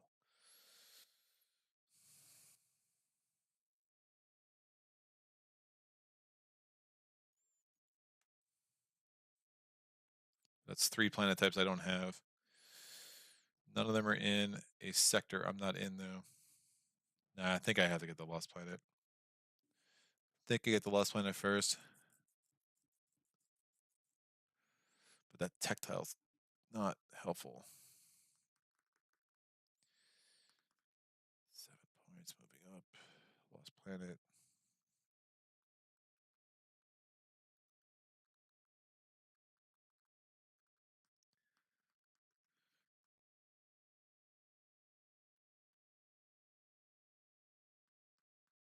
All right, I'm going to downgrade first to move up on a track.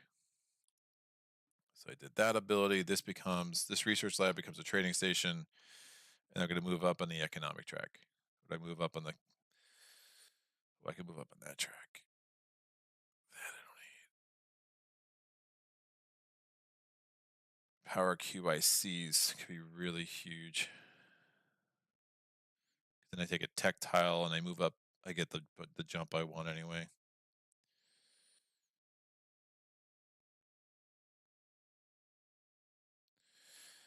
Now I'll move up in the economic track. Take that tech tile, move up there. Yeah, we'll see if the Atoma cooperates. I got some ideas. All right, Atoma's going. The Terrans, that's a support card. They are doing an upgrade action. They have a trading station back, so mine to a trading station closest to me. That's within 2. That's within 3. Within 2, I spend a point to cycle 2. Yes. 1, 2, 3 points for the Atoma. So 84 to 87. My turn. I'm going to build a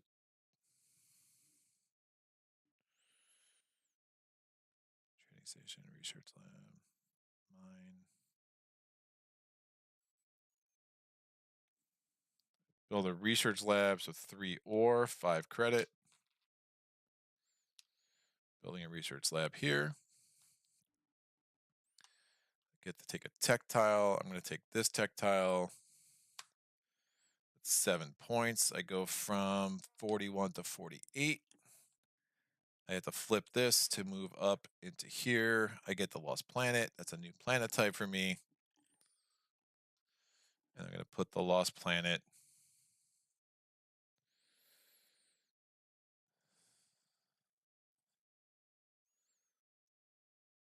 somewhere accessible to a bunch of stuff that I want to be close to. I'll put it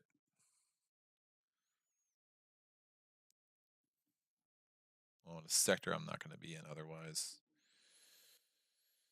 It's probably smart. So I'll put it here, and now I have range 4.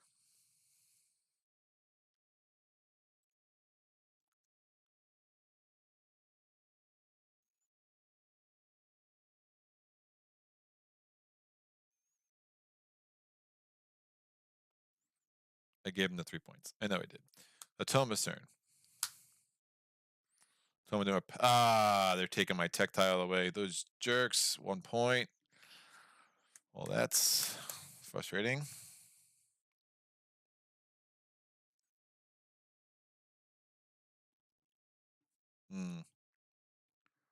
Put this here. It's going to be easier for satellite distribution.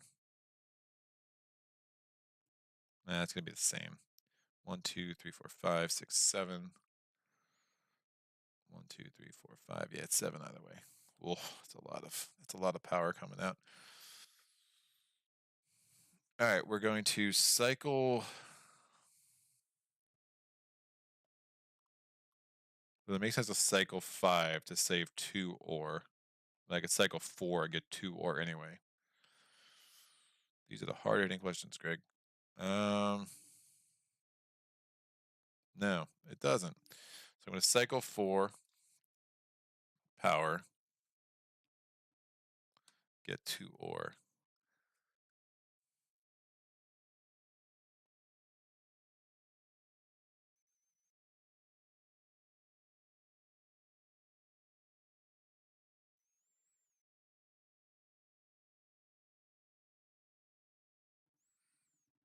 There and there.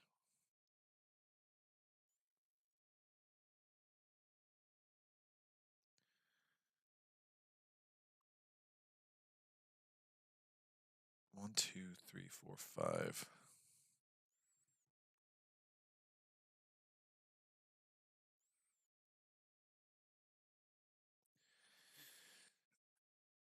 Toma's turn.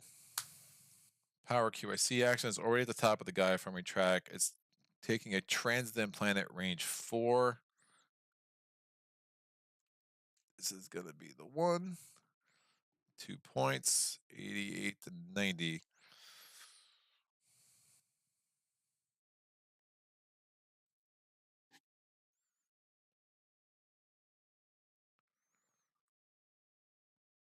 Maybe I'm thinking about this wrong. Maybe I make sure I get a Federation. Nothing's really changed here. 1, 2. If I put this 1, 2, 3, 4, 5, 6, 7, 8. If I make the red planet, it's only 7.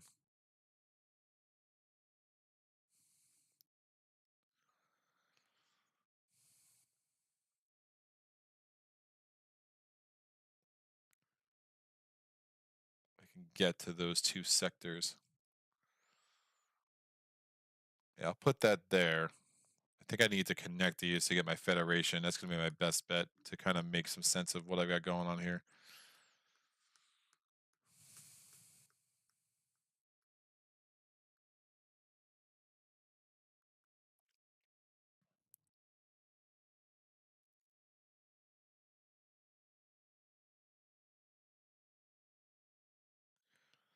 Get the QICs, double that, get some more ore. I think that makes sense. I'm going to spend the 4 knowledge, move up on this. That cycles 3, and I get 2 ore. Go from...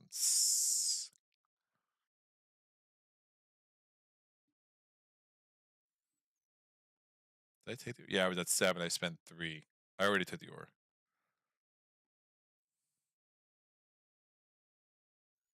Right? Did I take the ore? I get 2 QIC. That's what I haven't taken yet. I took the ore. I just didn't take the QIC. All right. Thomas, yeah, I started at, because I was at 2, I got 5. I was at 7. I spent 3 for the trading, the research lab. Thomas doing a mine and game scoring matters. They're doing a range 2 planet type they don't have yet. So they don't have yellows. That's within range 2. They don't have browns. That's within range 2. They have red. They don't have grays. That's within range 2. They don't have brown. That's within range 2. I think that's everything that's within... Oh, this yellow is in range 2. So I think that's everything within range 2. They're going to go fewest terraforming steps. So yellow is 3 terraforming steps, so that's too much. Well, brown's also 3 terraforming steps. Gray is 2 terraforming steps, so that's going to be their winner. Oh, they don't have any mines. Never mind. They're doing an upgrade instead. They're going to upgrade a research lab to a trading station closest to me, or a trading station to a research lab closest to me is going to be this one. I can spend a point to cycle 2. Don't mind if I do. And now they're getting 3 points. They go from 90 to 93.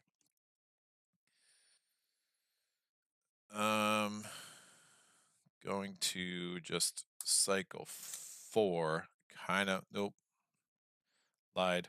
I'm going to do a power QIC action. I'm going to do the QICs. I'm going to rescore my ore tile.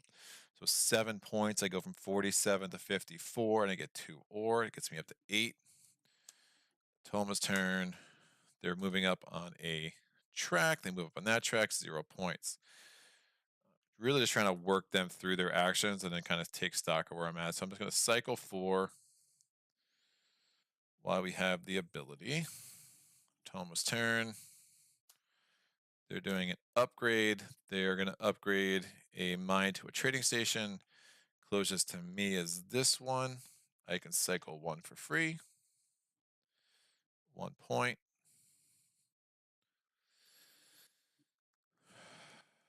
My turn. I'm going to cycle 7 for 3 more knowledge.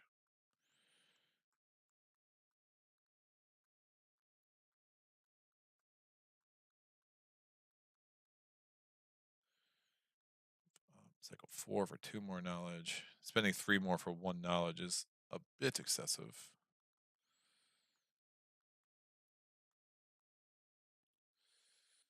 Trying to figure out how the heck I'm going to get that tile. I could do a planetary institute.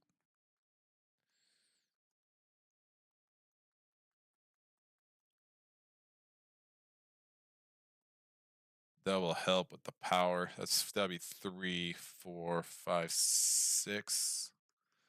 Make a training station. I get a tech tile. 4, I make a planetary institute, which I think I'm kind of going to do now. It's going to be expensive, so let me just do the obvious things here. I'm going to get 7 credit, so I'm at 22 credit. Atoma's turn. Upgrade. They have no more training stations, so they have to upgrade to a research lab, but there's already a research lab on the board, so actually they do an academy. I can spend a point to cycle 2. Sure, not sure that's the right move, but it's a point, and they get 1 point over here, 95.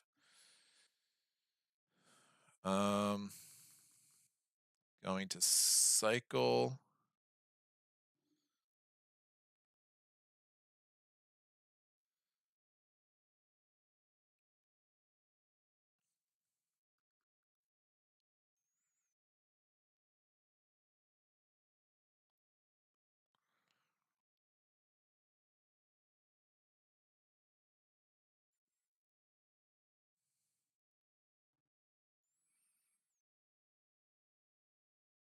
Then I'm back maybe over here.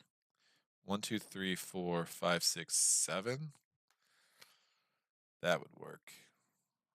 That's probably the best play. So I'm going to spend 3 to do 1 terraforming step. It just saves me an ore.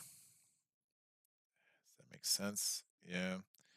And then I'm going to spend 2 ore, 1, 2, and then 2 credit, 1, 2.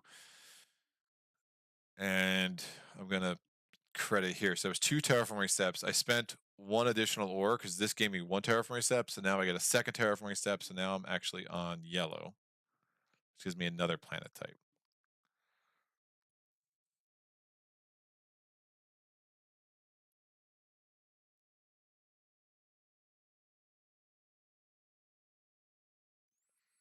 So that's 1, 2, 3, 4, 5, 6 planet types.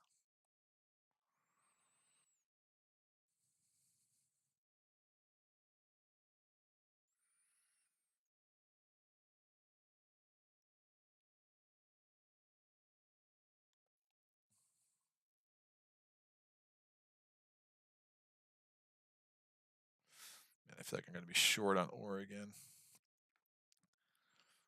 That would be a 7th planet type.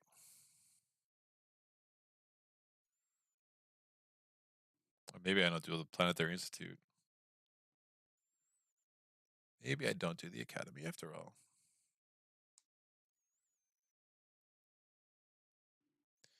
7th planet type. 1, 2, 3. No, I could do a trading station.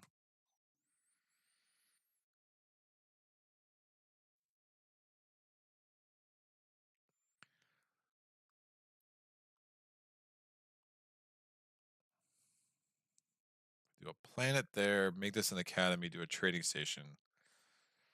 The problem is the academies are so much freaking ore. Yeah, it's too ore intensive. 3, 4, 5.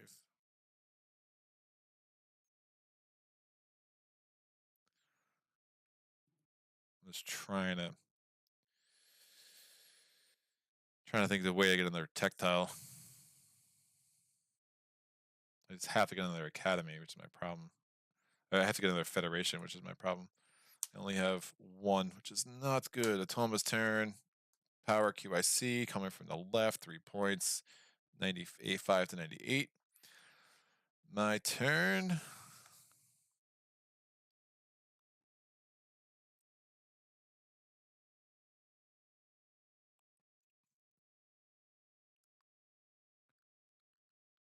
Six and 6.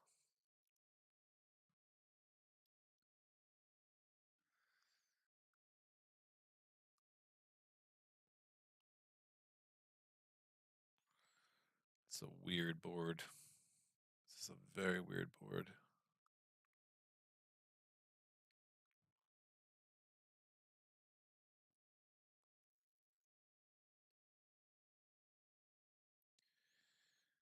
Mine.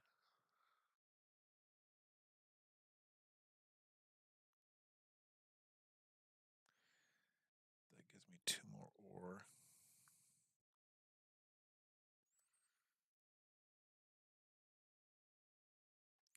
Two more QIC lets me score that. I'd like to take an advanced tactile.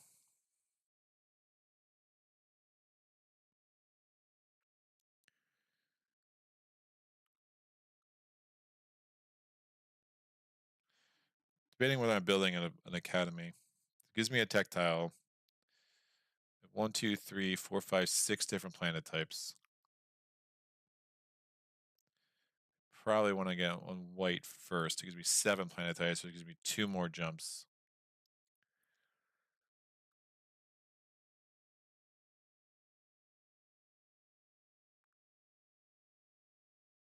Get to the top of the AI track. Treat that as ore. So the problem is, I think I'm looking at having to do a research lab. Can I build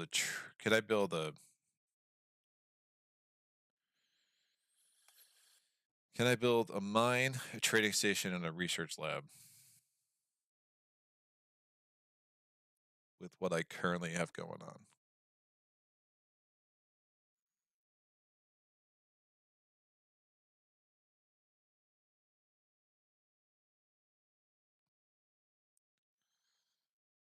That would be one. So I would just need 1 ore.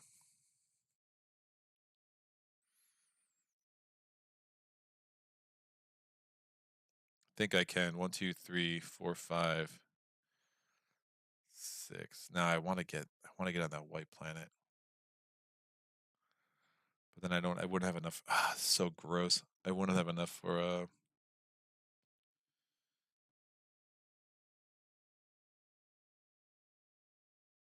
could use that as ore.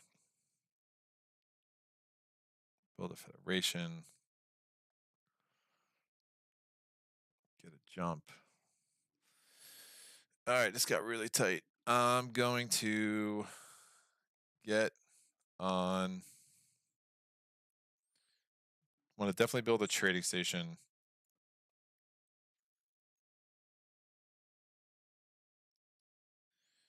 How the heck am I going to get 2 more ore? How am I getting 2 more ore? Well, I could do that. I can't do that.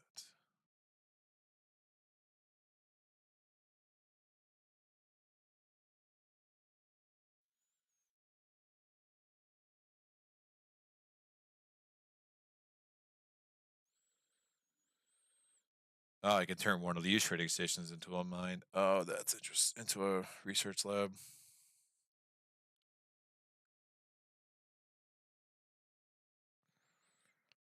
It's not great, but I think we'll do. All right, let me spend 1 ore, 2 ore, and 2 credit. I'm going to put a mine here. It's 1 terraforming step away. Oh, that's not me. That's me. All right, so I have 7 planet types right now.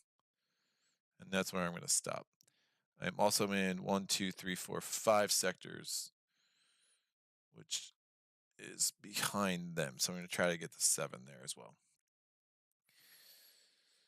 Atoma's turn.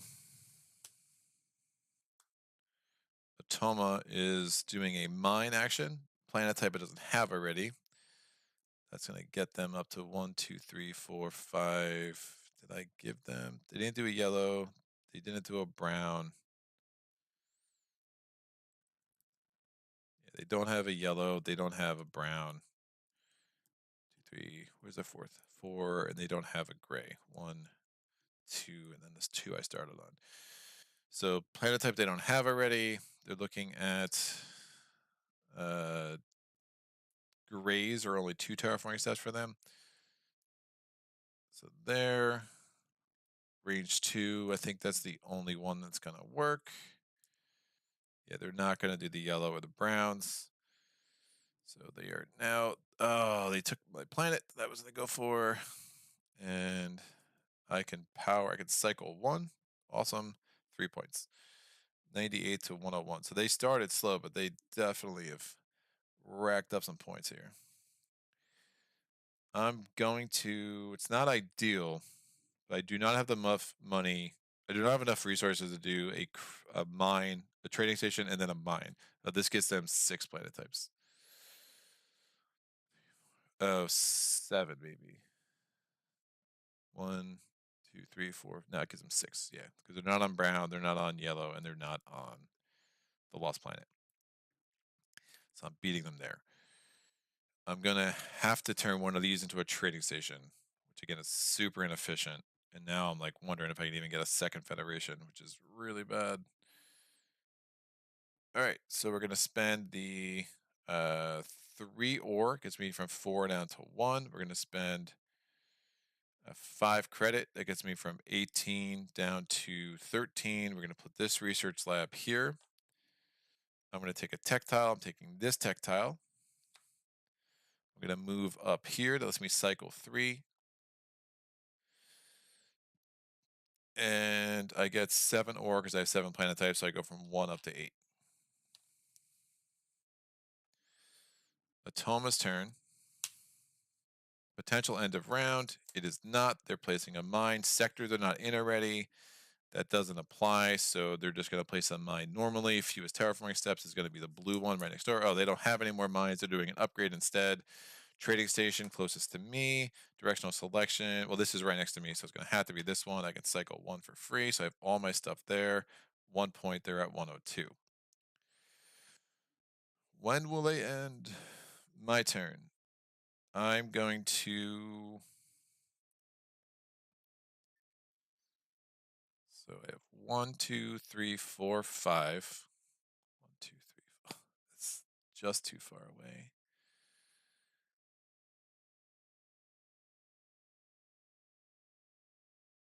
I was hoping to get that planet because then it'd be 4 from there.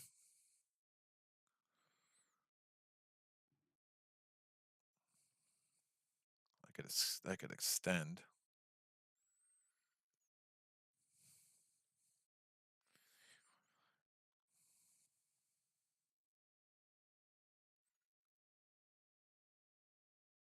One, two, three, four, 5.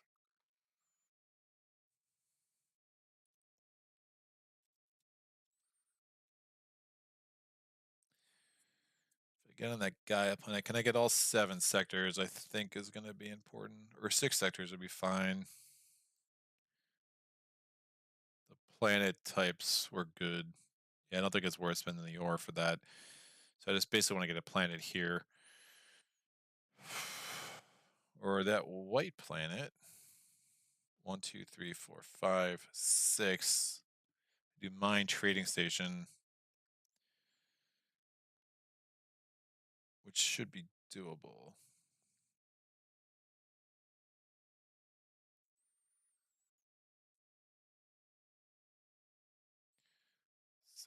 I'm gonna run out of power. Shoot.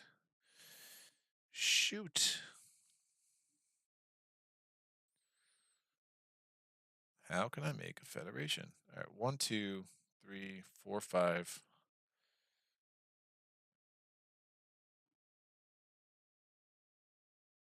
Man, him taking that's really bad. Him taking that was not ideal.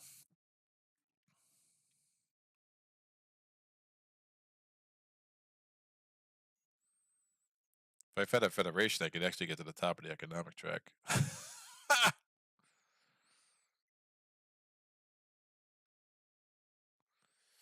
How many?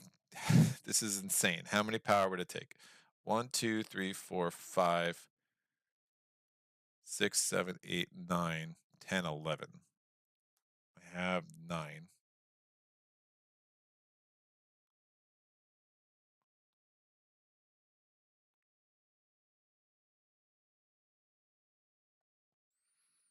One, 2, 3, 4, 5.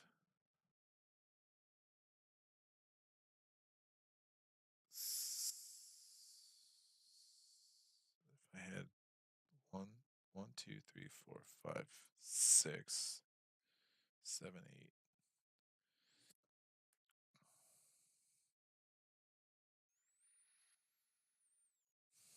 How the heck?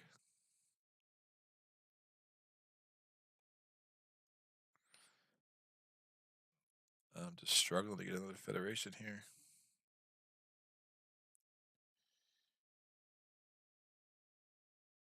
I think I do QIC track. That gives me QIC, which I could turn into ore. All right, I'm going to move up here, spending 4 knowledge, moving up there, getting 2 QIC. Because I'm going to need the ore. We'll figure out how I want to best do this. These two, I think, are just going to be wasted. Oh.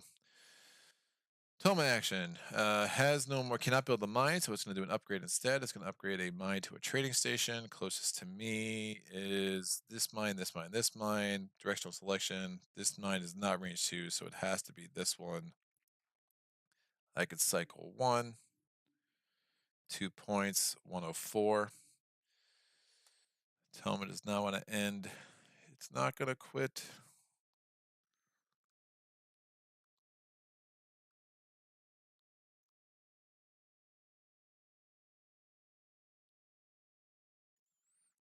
One, two, three, 4, 5, 6, 7. That could work. Except that's going to cost me a QIC. This getting cut off here the way it did is bad. And then me having to waste resources to get that lab, to get the knowledge is bad. Bad, bad, bad. I need a federation, kids. I don't have an obvious way to do it.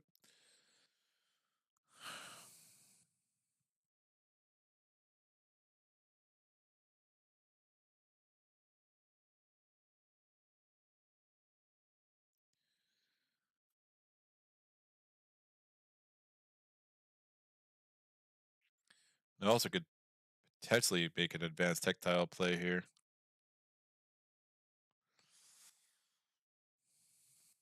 Gives me a jump. I just need a federation token.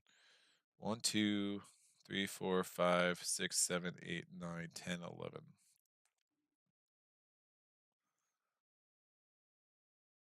I could turn one of these. Oh.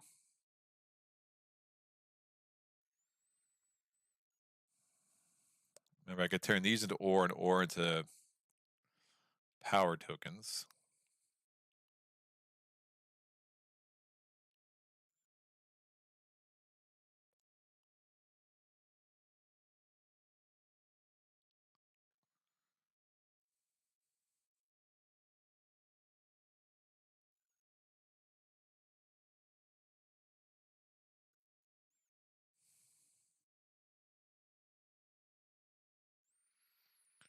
All right, I want to get another sector. I don't want to get 6 points for sectors. The Atoma's already there. 9 points for sectors is still pretty crappy. Maybe that's my play. Maybe I just tie them there. Don't get them to 9 points. Forget have federation, which is super painful though.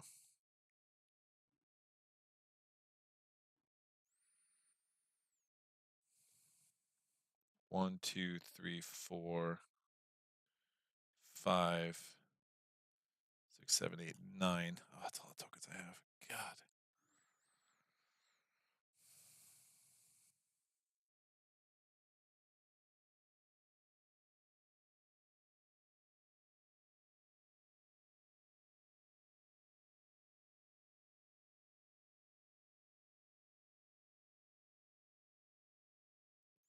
One, two, three, 4, 5, 6, 7, 8. Ooh.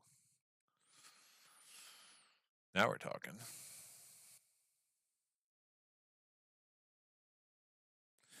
Okay, I think that's my answer. I think that's my answer. 1, 2, 3, 4, 5, 6, 7, 8. Found the workaround. All right, it was there. So I'm spending 1 ore, 1 credit to do one QIC, as an ore. So it's 2 ore, so it's 1 for a terraforming step, 2 credit, placing this mine here. It gives me another sector and gives me some potential. Thomas' turn. Potential end of round. It is the end of round. He'll take this round scoring. He only gets 2 points, so he ends with 106 before we get to the end game scoring stuff. All right. This is going to be hyper inefficient and awful. But I'm going to cycle this for a credit. 4, 5, 6, 7.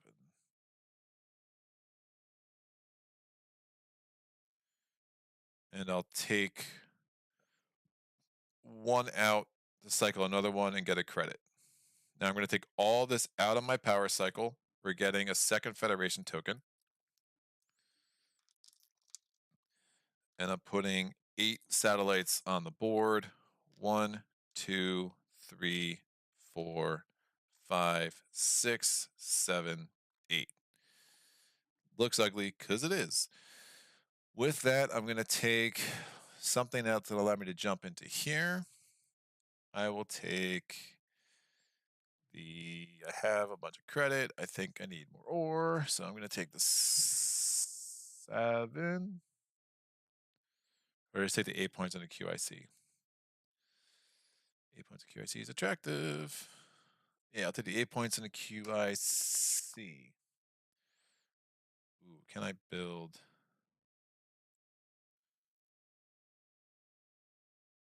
Another tactile. That's what I'm talking about. Let me get the ore. 7 points and 2 ore. Have that. I'm going to get that QIC there. Great. So 7 points. I go from 53 to 60. 2 ore. I go from 0 to 2. Tome was done. Let me just cycle through this stuff. I'm now going to spend for. I won't have another tech. 14, 15.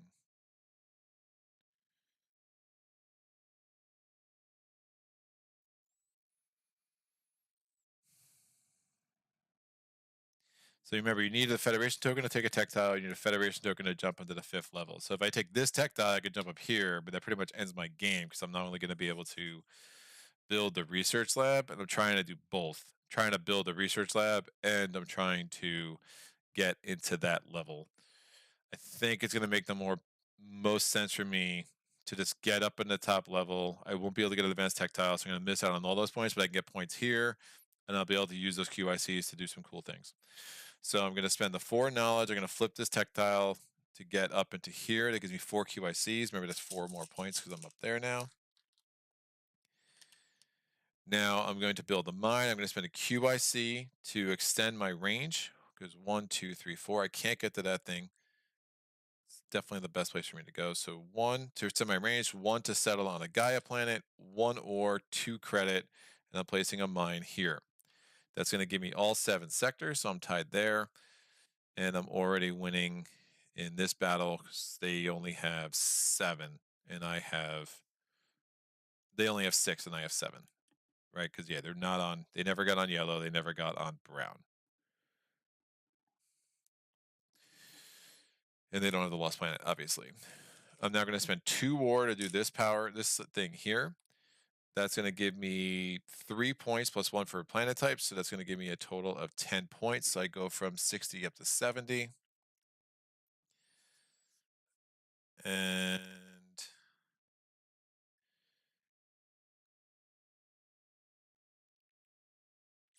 I don't know if it makes. Oh, I get 4 more points too because of the round booster. So that's 70 to 74 because that was settling on a Gaia planet.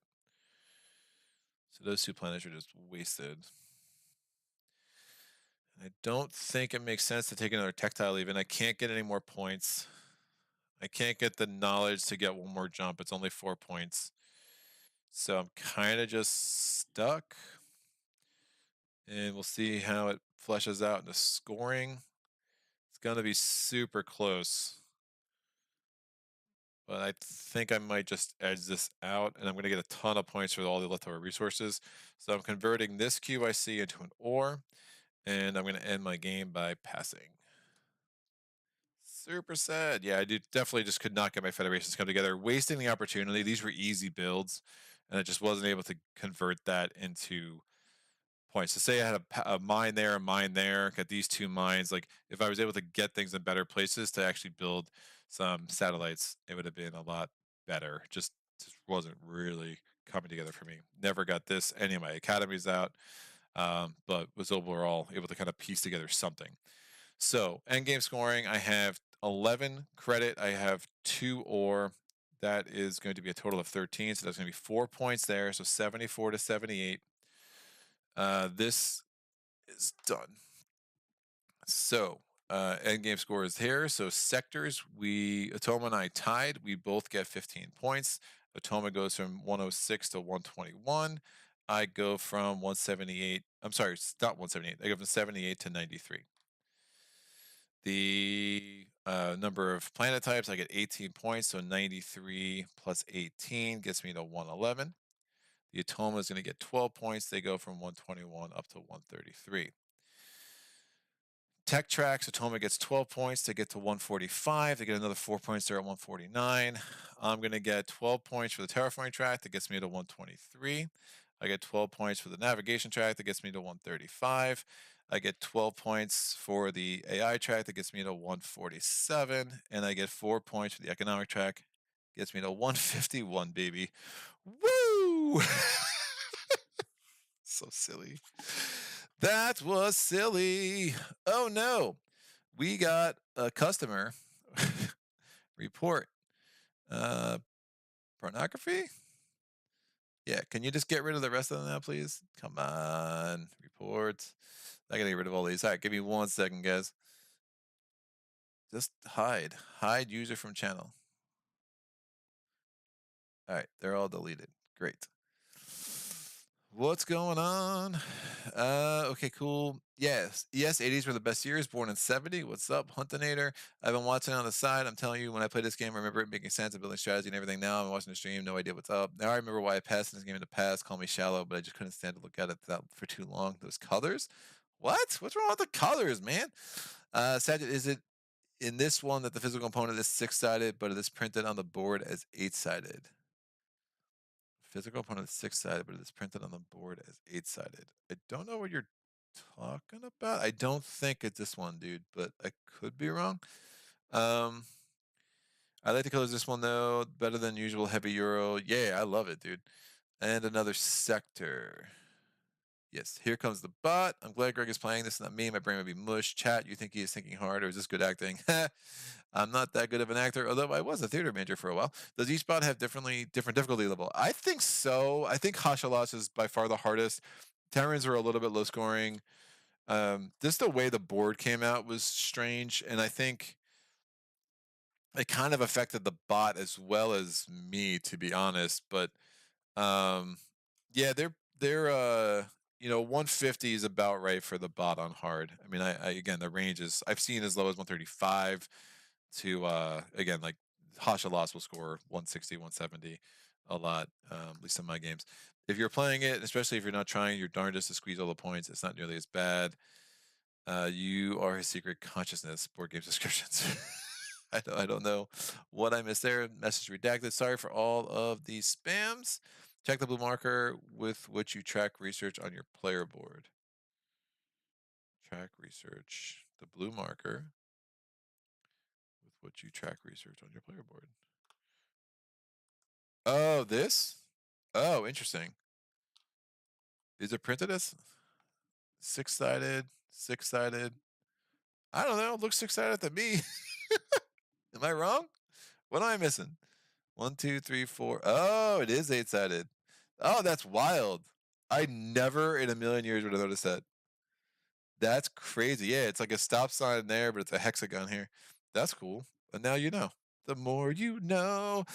Well, squeezed out a 2-point victory with the Firaks, kids. Yeah, something went sideways. I was not able to get that third federation, and that made a huge difference. I mean, just the way the working that out was the hardest part, right? Like working out, like how can I get a second federation? But again, I had a lot of things that went down very inefficiently. which was unfortunate. Like, had I been able to get another trading station here, if I had the resources, so that this sucker wasn't wasted, I could have had those resources somewhere else. Get to the top of the economic track. I mean, that was kind of got hamstring there. Just kind of focusing on the left side of the board. But one of the things I've really enjoyed with Gaia as I've gotten, because my old plays, it was like economic track all day, every day. But like my last playthrough, I did knowledge track. This playthrough, I just went up to the left side of the board. So you can really find some interesting point strategies.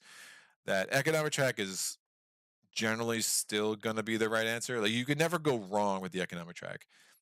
I probably have a better game had I focused on economic track early, but I kind of like being able to make this mess work. Because I just knew like where the board was. Like, I needed range, I needed to get out. I really hated losing those. I took the blue planet when I had the chance. I probably would have been better off just forget that blue planet. I probably would have been better off getting this gray. But then again, they were so far away from me. I needed a place where I could build trading stations for cheap. That's why I did that, because that was within range too. Because these would have been very expensive trading stations. Yeah, I don't know. Somewhere I went sideways, but that was a cool puzzles. Definitely some AP trying to figure this one out. So it's going to be a little bit of a longer stream. So sorry about that. Think it was the one which had different counts on sides. Yarrow, that was so close. Great playthrough. In an hour was great for my end of the world. Good night, everyone, and I'll see you all in the Maze playthrough. Thank you, Yarrow. Have a great night. Guess now I'm making the argument that I am not picky and noticing errors in games will be kind of difficulty. That 6-sided race certainly drives me mad. Sloppiness. When I just noticed some mistake you made, I write a message, but when you fix it, I just delete my messages about consciousness. That's amazing. Cool. Well, that was that did not. I always thought I was gonna cruise to victory early because they were so slow in getting points, but then they all of a sudden got a bunch of 3-point cards in their deck. 3 points, 3 points. 3 points, 3 points, 3 points, 3 points. That I don't think that's all the 3-pointers, man. 1, 2, 2, 1. Yeah, they got all the 3-pointers in their deck. So that really added to their score. And I do like. I mean, it's funny. You play this enough, you do have those games where it feels like you're playing against an opponent that's just getting in your way and just playing like good strategy. And it's really just a brilliant Atoma. And you don't get that feeling as much with Scythe. You don't get that feeling as much with other Atoma games, at least in my experience. Like Maracaibo. I mean, the Maracaibo Atoma is just racing through the game. It's a fun puzzle, but like come on, man. Like, that game just ends. Like, and they're just scoring max points. Super, super quick. This game is like, all right, to build an Atoma that allows you to have such an expansive game with the last round where you have a bunch of interesting decisions. And the Atoma still kind of finds ways to get in your way. I mean, again, yesterday against the Xenos went up that navigation track and took that Lost Planet for me, hardcore. But that was a Gaia forming game, and I was able to do a bunch of stuff on the Gaia forming track, and I got up to again the top of that, scored like 10 points, and ended up with something like 180, and it was a really, really cool game. This is a same exact faction, different Atoma, completely different board, completely different scoring bonuses, and that's what the end game looks like. And I just love that about this game. That every game forces you to learn a new strategy, and I just don't find that in a lot of heavy Euros. For me, like, I find my thing I like to do, and that's what I do. This is like, no, you really need to learn all the different ways you can combo some points together. But yeah, one more Federation would have made a huge difference. I mean, one for the Federation, I get one of these tech tiles, that's a 15-point tile, that's a 14-point tile, that's at this point a 12-point tile. I move up another jump. I mean, you're talking another 16, 20 points, before you even get to the Federation token.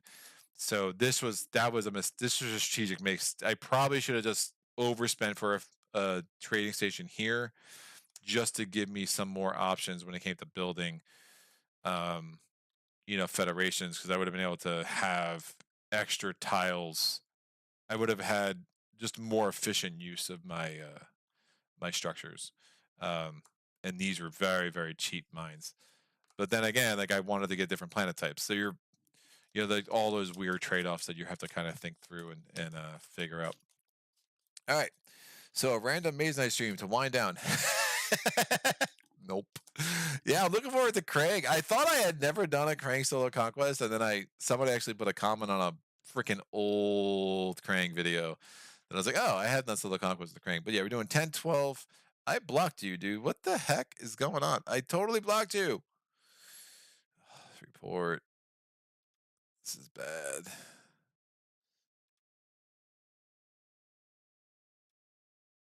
Hide user from time. Yeah, I don't know why they let that come back. Yeah, I mean, there are settings that I could make it really hard. I'm just worried. I don't want to cut out like comments that are supposed to be there by upping my settings, but if that happens a couple more times, I think I'm going to have to, unfortunately. So Sagitt says that's fair. You point on having to find different avenues to points. Probably undervalue that, to be honest. The thing with us in this game, I think we usually score like 80, 90 points or whatever, and still just have a blast with it regardless. Oh yeah, my early plays were rough. Really rough. I think the last time I played this competitively, as this guy Brian I play games with a lot, who's probably the best gamer I've ever played with. The dude is brilliant, and we're like in the third round, and he was doing a real big point strategy early and not really developing his engine, and he's just like, I feel really good about this thing. I'm gonna win, and I was like, okay. And I was the Lantids, and I just kind of had this like it was a 3-player game, and I had this line of white planets that were just laid out, or blue planets that were just laid out for me, and I felt like, yeah, okay, and I ended up winning by like 30. Because it was like all, I just know, once you know what can happen in rounds 4 and 5, or 5 and 6, it's like, yeah, dude, you're getting all the points early, but it's gonna be tough to overcome my late game. Usually have not played in a long while. Yeah, I don't know. I mean, I want to keep putting it on the channel. I think I'm gonna have to lessen the frequency with other things I want to do. Uh, Again, Last Bastion is going to be introduced to the channel on Friday. That's probably going to be a one-off. I love that game. It's super fun, man. Like but it's not very. The rules-wise, not very deep. Strategy-wise, it gets pretty interesting. And then Nemo's War, I'm still trying to polish up on. Machina Arcana. So those are some of the new 2 solo playthroughs games you'll be seeing pretty soon. And then obviously, just a steady diet of Spirit Island, Maze Knight, Cloudspire, Too Many Bones, Dawn of the Zeds. I mean, those will always be my go-tos. So you'll probably see this about as frequently as Champions of Horror. I definitely want to still work through that more for me, because I love it. I want to play it more. So that's how it goes, kids. Yeah, so any questions, comments, epiphanies, put them in the comments below. Requests of games you want to see. Maybe a game I played a long time ago, just haven't played again. I'm always happy to hear what people want. Might not get your wishes, but more I have to consider, the better for me. Whoa, that's fascinating. Did not see that coming. Yeah, dude, I love it, dude. I I never played Ghost Stories. I heard it's like pretty much exactly the same. Maybe Last Bastion's a little easier from what I understand, but it's really freaking good, dude. Played that game like 6, 7 times. Feel like I've done. Resold it at a price I bought it used. Yeah, that makes sense to me too. Like I don't think there's a reason why Last Bastion is going to be on the channel once and probably once. Like, it's kind of like Friday. It's nice to pull out. It's a fun little puzzle. I just like a lot about it. I mean, in some ways, like, to me, it falls into. I'm gonna like offend some people here. It's like Return to Dark Tower in like that level of game, like that level of thought, but it's just way better, and it's like an eighth the price. Like that's the crazy thing. Like Dark Tower's got all these like bells and whistles and tech and whatever, but at the end of the day, the game's just not as good because the ending is so wonky and broken. Where Bastion, it's just a fun freaking game, dude. But yeah, I could definitely see bouncing off it quick. Ghost Story is a bit trickier for sure, especially with those expansions. Also a bit more clunky. Cool. I think expansions do that. I mean, I think you play a lot of, especially older games, like they just get really, really clunky. Like designs come a long way. It gets subtle.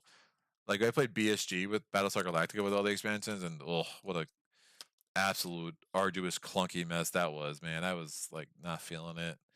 Um, oh, it is great value for sure. In one co-op, you can bring in people quite easily. Oh yeah. It's super fun. You got like, it's fast too. It's like woo, like super fast. You got 30 minutes, but you could really like, blow through a game of Last Bastion. So Yeah, it's not going to be a game that's going to be featured regularly, but it's a game I picked up for cheap, and I was like, I like this, man. This is the kind of, by doing three playthroughs a week, it's the kind of stuff I can get on the channel a little more easier, because apparently my ability to speak English is deteriorating.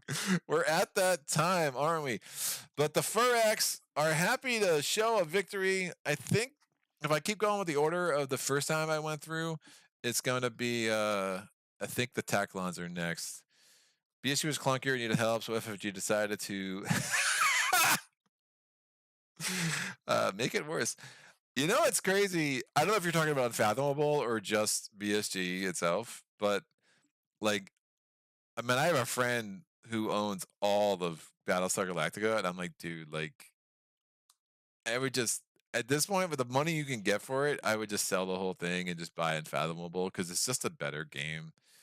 I mean, I hate the fact that they went to the Cthulhu theme again. Like, I love Arkham and just anybody else, but come on, man. But it works. It's just a more polished game. It doesn't. It loses all that clunkiness, and it gives you the same hidden trader mechanic feeling. At least in my one play of Unfathomable. But yeah, I'm kind of over BSG. I'm good never to play that one again, to be honest. It just, and I've never been the trader, which is like so annoying. I've never been a Cylon. I was never a hybrid. It's like I'm just due to be a human all the time. So if you're ever worried about is Greg an alien race of some sort, no, I am always a human. That's how that goes. So I'm always a human who usually loses terribly when I play any hidden trader games, and then I'm upset about it. But that is that, kids. I'm gonna go and do some stuff. I don't know. I'm trying to learn the rules of Horizon Zero Dawn. I did get a playthrough of Nemo's War last night. That game is I'm having a journey with that game that I like. I definitely like more than I don't, but I'm like, like honestly, whenever I play Nemo's War, I just want to play Zeds, and that's not a good thing for anything. Really? I thought Unfathomable did not do enough. Also, hate Cthulhu stuff. Yeah, like I wish they picked a different theme, and the hybrid thing is undeniably like super racist connotations that I don't love. I did just find it a better game. I mean, I thought it gave me the same experience with less of the clunkiness, and that made me like it enough. Was I blown away by Unfathomable? No, by no means. Like I'm not gonna run out and buy it. But if I want to have that experience, I would much rather play Unfathomable than BSG, because I just think BSG is it's too something. I mean, it just shows its age, man. It's a fantastic game. It just absolutely shows its age. But I mean, because if you play the base game, it's got its problems. But then if you add the expansions, then again you run into the stuff we've been talking about. So, but again, I only played Unfathomable once. I played BSG like 5 times, so I'm by no means an expert on the subject, by any means. But that's cool. But yeah, this was super fun. Thanks for the chat. I'm gonna go turn the AC back on so my wife doesn't, melt to a complete puddle upstairs. As I keep yammering away. If you want to see what you can expect, again, I have my public post, my Patreon page, link in the description below. Thank you for all my patrons who are supportive of the channel and really continue to make it grow and just be super fun to continue to work on and invest the time and energy in. I'm excited about some things coming up on tap. So hopefully you're excited as well. And no matter what's up, cool. Thanks for the thoughts and the playthrough. Cheers. Cheers, Saget. Have a good one. And to everyone else, until next time, happy gaming.